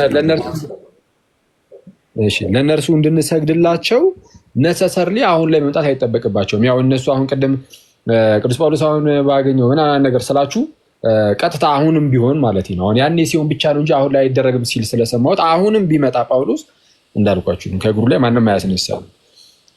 ያው ቅድም ያው ወንድማችን ያኔ ነው እንጂ አሁንማ ለማንም አይሆንም አይደረግም ሲል ስለነበረ ማለት ነው። እሺ አንዴ ግን ባይኖሩ በአካል ባይመጡም ራሱ ግን እነሱን እያሰብን በመንፈስ አንድ ላይ እንዳለን ስለምናውቅ እነሱን እያሰብን ክብራችንን በዚህ መልኩ መግለጽ እንችላለን። ምን ያህል ቅርብ እንደሆነ ለማሳየት ያህል እንዳትረሱ። ዶክተር አብይ አንድ ከተማ ውስጥ ስላለ አንድ ሀገር ውስጥ ስላለ ይሄ ቅርብ ስለሆነ ነው። እና በመንፈስ ምን ያህል እንደተቀራረብን ላሳያችሁ። ዕብራውያን 12 እንዲላል ከቁጥር 18 ጀምሮ ሊዳሰስ ወደሚችል ወደሚቃጠል እሳት፣ ወደ ጭጋግም፣ ወደ ጨለማም፣ ወደ አውሎ ነፋስም፣ ወደ መለከት ድምፅም፣ ወደ ቃሎችም ነገር አልደረሳችሁም።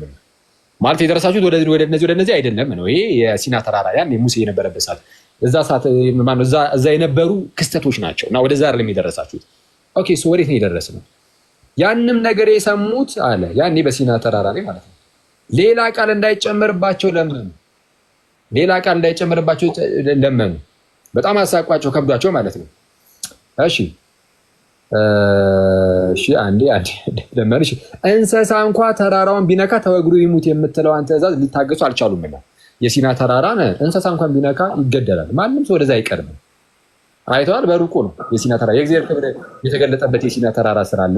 ወደዛ ማንም ሰው መቅረብ አይችልም። እንስሳ እንኳን ሄዶ ተራራውን ከነካ ይገደላል።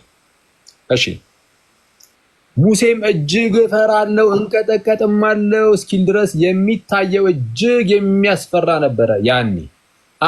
አሁን ግን አለ ነገር ግን ወደ ጽዮን ተራራና ወደ ሕያው እግዚአብሔር ከተማ ደርሳችኋል። አሁን ወደ እግዚአብሔር ከተማ ደርሳችኋል፣ መግባቱን ሁላችኋል።